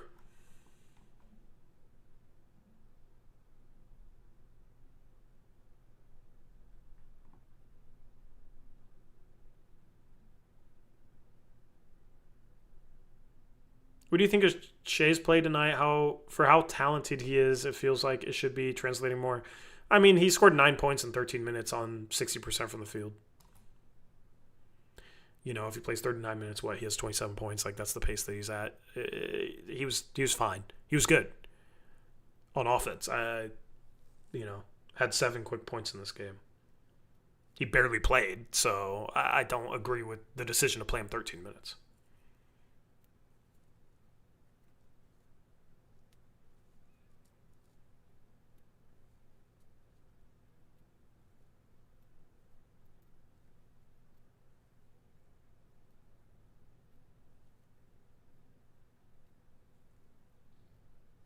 But yeah, give me your guys' take on what the rotation should be for Game 3.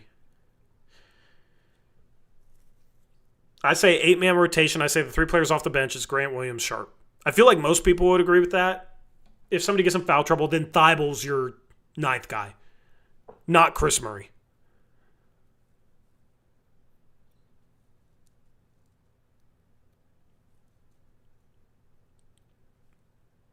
I take Ayton as our center behind Robert Williams III. Dude, Ayton would hate that role so much, it'd be a disaster. I'd probably rather just play Young. Because at least Young would be excited when he comes into the game. Ayton would be pissed off and pouting when he comes into the game. OMG, stop with Ayton. I think the Ayton thing's a joke.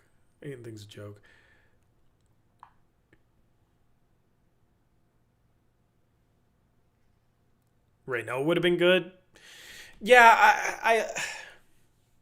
I kind of think he's just a drop big, though, and he's not a great defensive player. He's really good offensively, which would have been nice to have off the bench. But, Klingan's kind of, he's such a drop big. I like having a mobile defensive big that can get out there. And if you want to run different schemes, you can with that guy off the bench.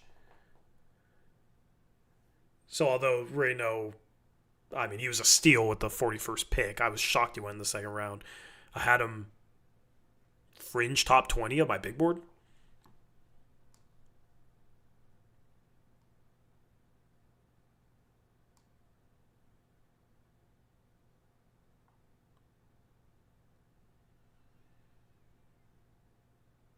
We could have had Carter Bryant. What was funny is Carter Bryant looks better than Tamani. Until that fourth quarter where Tamani made those plays, it's Carter Bryant got a lot of comparisons to Tamani. Similar play style, and Carter Bryant's been good for them. Worked his way into the rotation for a 62-win team. Could Klingan slim down? Klingan slimmed down going into this season. I feared that if he slims down more, he just gets pushed around more easily and still maybe isn't even that much more athletic. Needs lean muscle. I think his body is better this year than it was last year. He's definitely in better shape. I just think he catches the ball around the rim. He has to go up strong and really squeeze the orange. Because it's just like he goes up, and if anybody touches the ball at all, it's just flying out of his hands. Like, be strong. He needs to do drills where he's just going up and somebody's just trying to punch the ball out of his hand. Because there's just plays where it's like he could dunk it if he could just hang on to the ball. Like, nobody's stopping him dunking it. There's just guys, like, swatting him from behind. I think we might have won the Denny trade. Yeah, maybe. Maybe.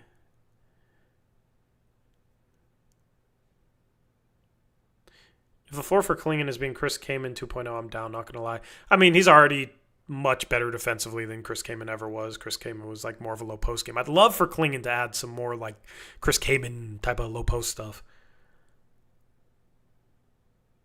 I met Chris Kaman once. How was that? Was he a cool guy? He just seems like an uncle, you know?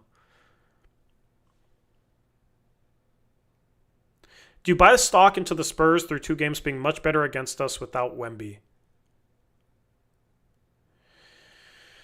I just think it's I don't buy stock in that. I just think it's hard to adjust when so much of your game plan is geared around Wemby. I think this team has struggled to adjust without him off the floor. It's almost like, oh, he's not on the floor, and he like everything's geared towards how we deal with him, and it's almost like there's a little bit of the opponent's much easier without him out of the game, and we kind of let down in a way.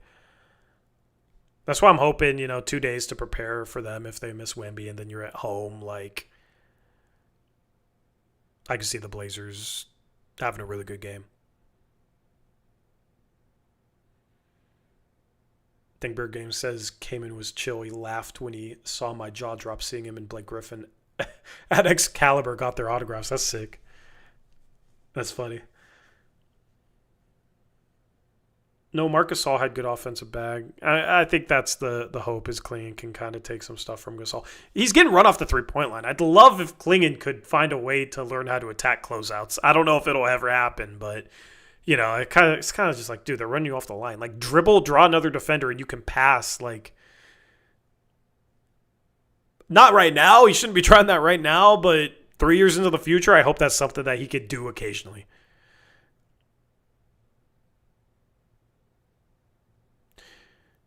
Would you be interested in Steve Kerr on the staff? I don't think Steve Kerr is going to take an associate role. I think he has too much pedigree. I don't even think he'd want to.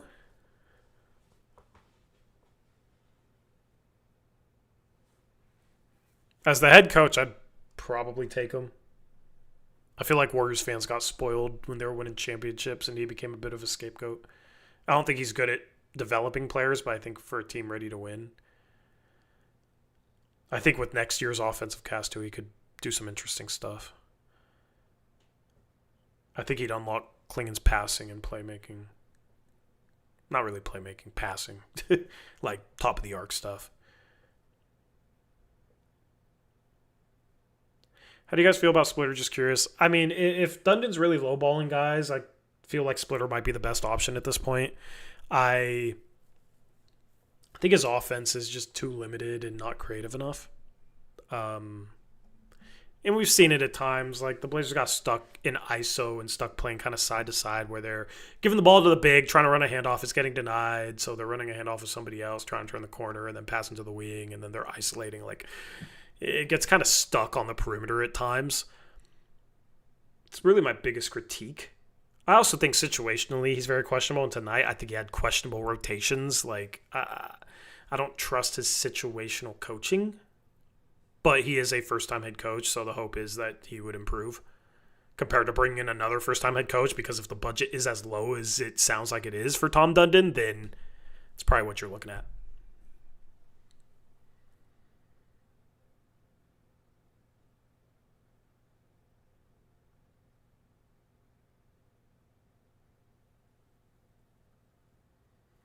Splitter may know Spurs system better than Mitch Johnson does. Is it still the same system? I know Pop will come to the practice facility every now and then, but it doesn't really feel like the same system.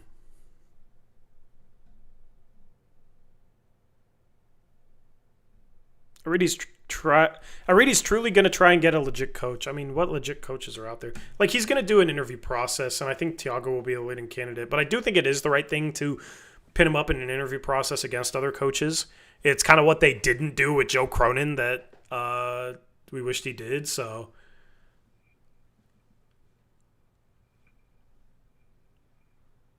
why is the head coaching budget so low? I mean, there's rumors that it's low, and then there's other reports that that's actually not true.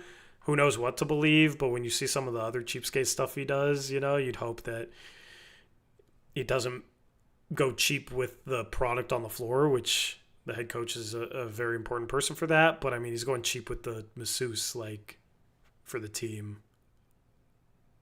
It's just strange. I don't know.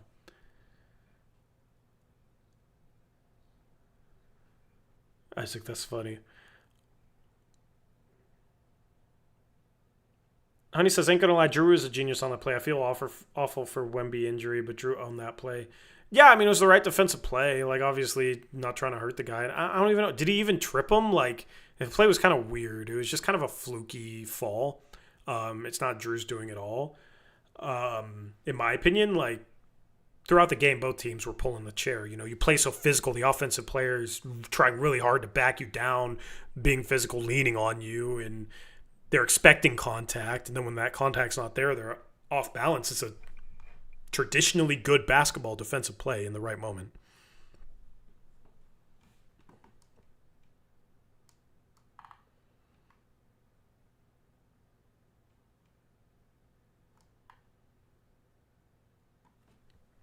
It looked like Drew was trying to foul.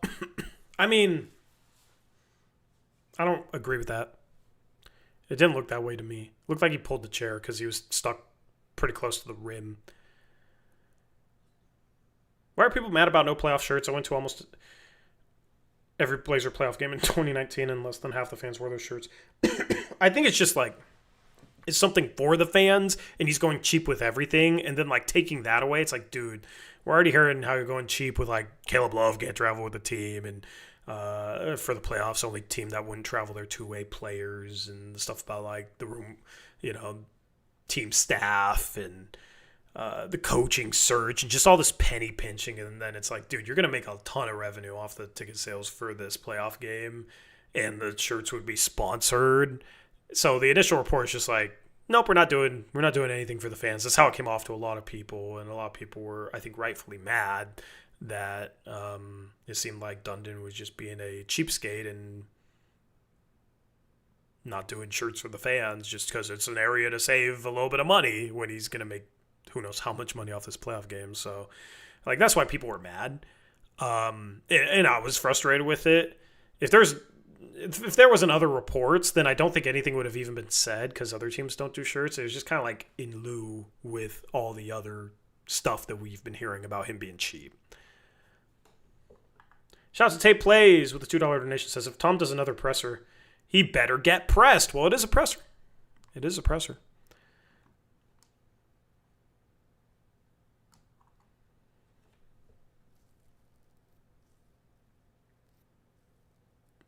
Doesn't feel like he cares what the fan base thinks. Well, that's the thing, is the fan base, if you don't care what they think, they will not go to games at the same level, and then the little bit of money you save by not doing playoff shirts, you'll probably lose that in ticket sales if you treat your fans that way. Your fans are your customer, so I do think he cares about what the fans think because the fans are important for the revenue of the business. Love has to pay for his tickets if he wants to go to the game at Moda Center. Imagine.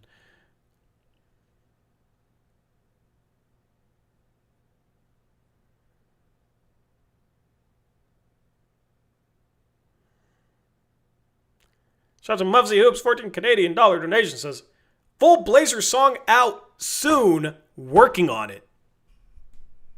Thank you, Muvsy, for the donation. Yeah, if you guys like the intro song, I really like the intro song. If you guys like the intro song, Muvsy will be dropping a full version of that. He's the one who recorded that. He's the one on the song. Muvsy's legit. Muvsy's legit. Try and get him to do more music stuff because he's good. Especially for playoffs. Got to get a full song. I think I still just play the part that we have for the intro banger. But yeah, after a good win, I love listening to that. I'm sitting here backstage like, yeah.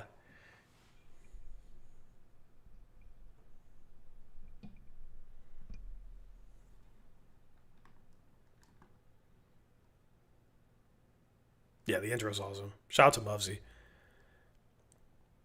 Here's the thing about Dundee. He bought a bottom-feeding NHL team that's now the best team in the Eastern Conference. Yeah, the NHL isn't the same thing as the NBA, though. Like, it's a good sign, but the thing is, you cut costs like this in the NHL where people are really talking about it. You do it in the NBA, and you've seen the way people have been talking about it.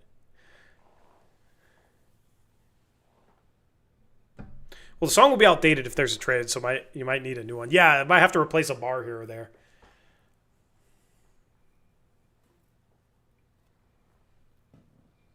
Might have to replace a bar here or there. But I'll help Muvsy. I'll ghostwrite a line or two for him. The small market, now we making it big. Now we got too many cameras. Too many cameras. Too many Kamara. That was a bar I helped him with. Pretty proud of that one. Connor says, NHL is a hard cap. League 2, so not really the same thing. Exactly. Never forget Shane gets packed in the intro. Mubsy edited the video, so it's not me, man. I'm sitting here saying Shea should play more and ahead of Chris Murray. Okay, I'm giving Shea some positivity.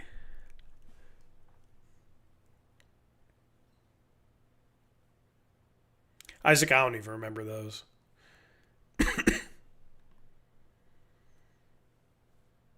I don't have the greatest memory.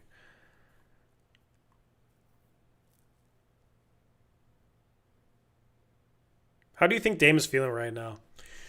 Man, you come back to the Blazers. They don't make the playoffs. They tank your last 2 years there. You get injured. You come back, and they have a chance to win a first-round series. First time they would have won a first-round series without Dame in, 25 years.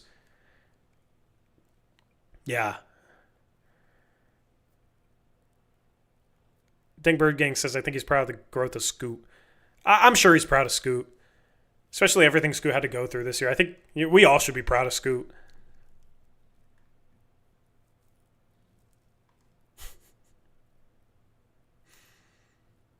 Muvsy, it's news to me too.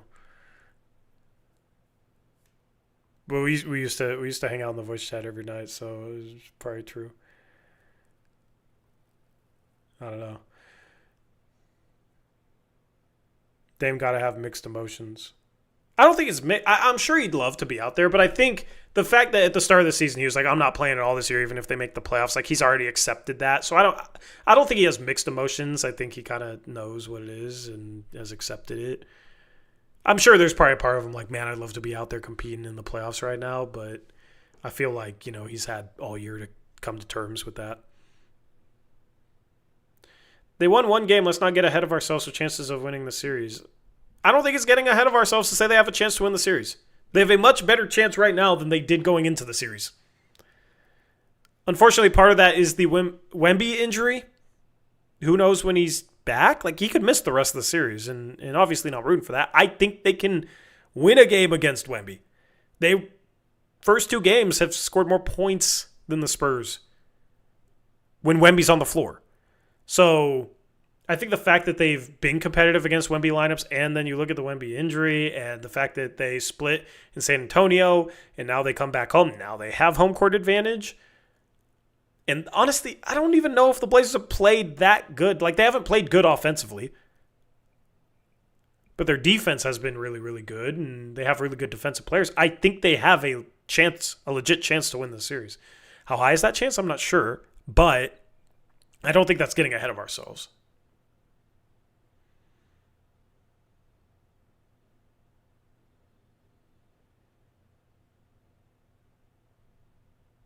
Dame also said that probably thinking we weren't actually going to make the playoffs. Maybe things change. Maybe in a second round things change. I just think once you kind of mentally accepted you're not playing this season, there's the whole mental phase of getting over an injury, and if you're already thinking you're not going to play, it might be tough to change your mind and then come back and do it in the playoffs off an injury like that.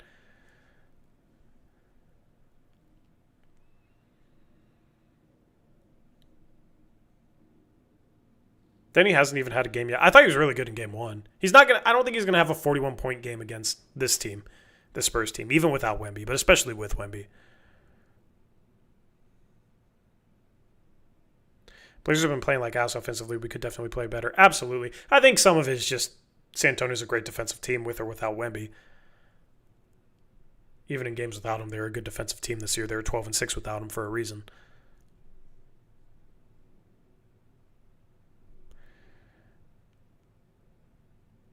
That's not funny.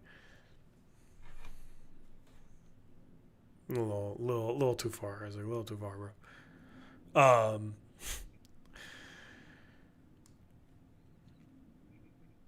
It's wild.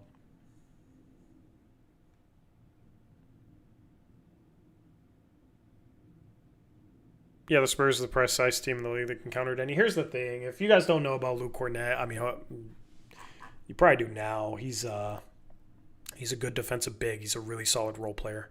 He was a really good underrated pickup. Isaac, I'm not going to ban you. No, it doesn't mean Hawk Tua. It means Tua Tagovailoa.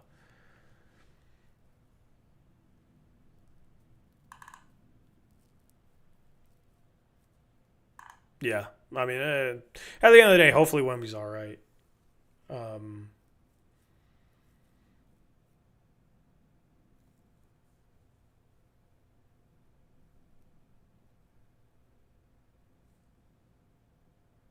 WTF, you just say? Yeah, if you don't pay attention to football, then you don't know who Tua Tagovailoa. Now I'm not saying it right, but yeah. I would say look it up, but probably don't know how to spell it. I don't know how to spell it. He's a football quarterback. I'm not going to go into it. It's not good.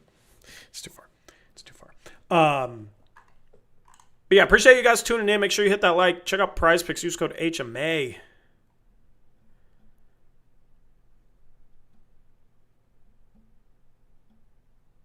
Scoot going off may be the best thing for Denny going forward in this series.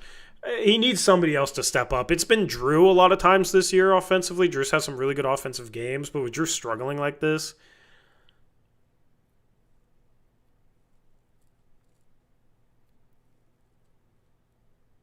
that's his full first name. I didn't know that.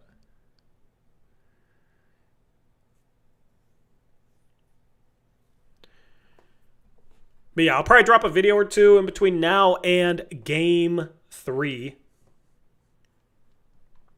Game 3 will be on a Friday. Should I bring someone on, chat? Yes or no? Yes or no? Should I see if Steven is around?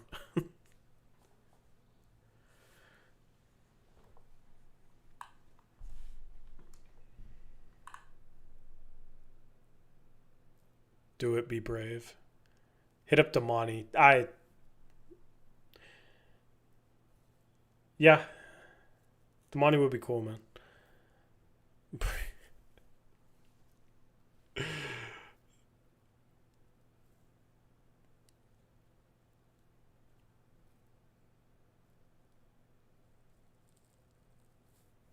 John, just go back watch last stream. Like halfway through the stream.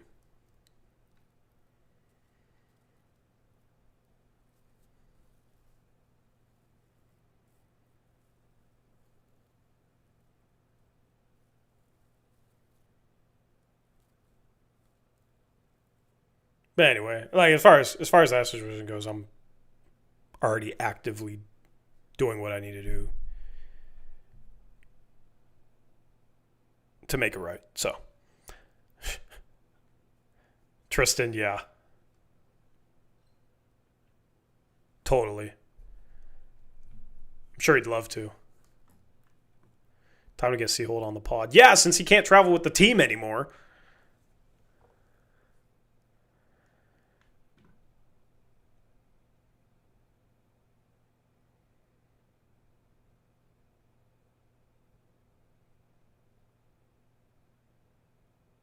Isaac, no. No, no, no, no, no. No. Never suggest such a thing.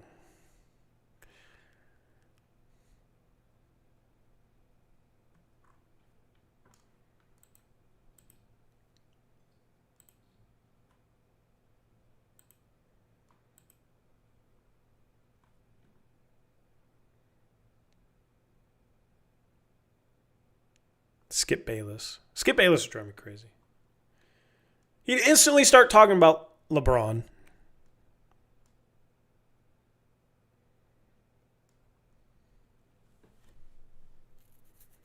Tristan, I'm sure that's happening.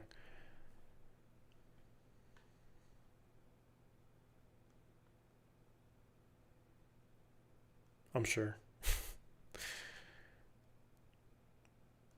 What's up, John? Says Scoot silence some folks. Yeah, man, it's cool to see the narrative change about him. It's cool to see like national people like, whoa. I mean, even I'm sitting there like, whoa. 31 points, 11 for 17, man. Imagine like when he was struggling during those 7 games, looking like the worst player in the league. Like, yeah, here, look, Blazers are gonna win game 2 of the playoffs in San Antonio. First off, it'd be like, huh? And Scoot's gonna be starting playing 38 minutes, huh? And scored 31 points on 11 for 17 shooting.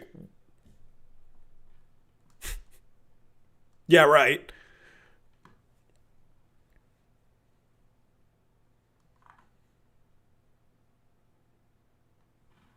Wouldn't have believed you.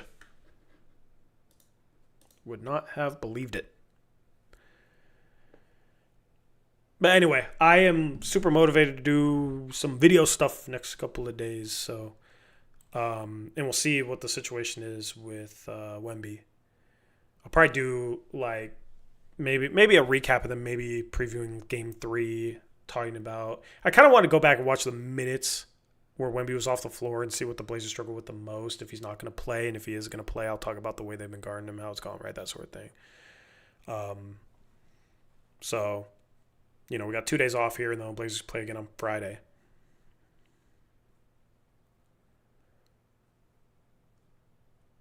And you'll have a post-game stream. At least got 3 more post-game streams this year. Maybe we'll make it to May. That'd be cool. Stephon Castle's a problem, bro. He's super fun to watch. Yeah, I mean, this is just year 2. He's going to be a star. Just has to figure out how to shoot better. But yeah, appreciate those of you for showing up to the stream. Blazers getting an awesome win. Awesome win. I think going forward, I mean, if there's just quick things to kind of clean up here ahead of game 3, it's hopefully they can have a 40% 3-point shooting night. Can't count on the Spurs to shoot that poorly from 3 again. Hopefully they can clean up some of the turnovers. I don't really know what to look at here. Like, I thought they could have done a better job of getting to the rim and scoring when Wemby was out of the game. I think that's maybe an area for improvement there. They didn't shoot the best percentage inside the arc. Denny hopefully having a better game. Because, like, turnovers, if it's even, I'll take that. Offensive rebounds, the Blazers had a 3 offensive rebound advantage, so they won the possession battle by 4 in that regard. Got a good 2-for-1 situation in this game with Scoot Henderson making a 3 in transition. They did what they could to maximize possessions. I think some of the sloppiness, there's a couple bad moments in this game in terms of sloppiness. In the rotations, I think they need to cut down on the rotation. So being able to kind of clean that up, not playing Chris Murray 8 minutes. Do you also stream on Twitch? I do not. Maybe I should start multi-streaming. Don't know. But, yeah, that's just some stuff to clean up. As far as the future and stuff, I'll find ways to make mix up the post-game streams, keep it fresh, that sort of thing. But yeah, having fun, man. This was an awesome win. This was a great win. Needed this win. Needed this freaking win. Needed this win. Appreciate you guys tuning in. Luckily I haven't coughed too much on the stream, but I feel it coming. So we got the Lakers up 6 with 3 minutes left. I'm going to go watch the end of that game. Hopefully, I don't know. It would be kind of interesting to see the Lakers beat the Rockets. I'm not going to root for the Lakers, but, they were the underdog. They're missing Luka and Austin Reeves. It's kind of wild that they're up right now. So we'll see if they can take care of business. Thank you to everybody who donated. Thank you for the channel memberships courtesy of Free Throw Guy. Thank you to Tay Plays. Thank you to all the channel members. Thank you to Muvsy for helping out a little bit with the graphics. And for making us an awesome intro song that I am looking forward to the full version of. Hit your like on the way out here. Stay tuned for the videos, so make sure you subscribe. Make sure you hit that bell button so you're notified when we drop that. You can also join our Discord. I tag everybody when we drop anything. There's a Discord link at the top of the description box below, so make sure you join that. We have game threads that have been popping off for these playoff games. It's been really fun to follow along with the conversation in the Discord, so you don't want to miss out on that. Make sure you join that. Shout out to PrizePicks. Use that code HMA. New users, you play $5, you get $50 in lineups. That's a great promotion, so take advantage of that with playoffs the next couple of days. Perfect time to have some fun, have some responsible fun with PrizePicks. And I'm out of here. The Blazers get their first playoff win in 5 years, man. This is the first playoff win since before Dame had that 55-point game against the Nuggets and that overtime loss. But luckily we can wash that clean. We finally won another playoff game. It's about damn time, and this was a great win. And looking forward to talking with you guys again on Friday after hopefully a Game 3 win. We get to see what they got cooking up in Moda Center. With that being said, I'm out of here. Have a good rest of your Tuesday and a good rest of your week. See you again on Friday. Until then, as always, peace out.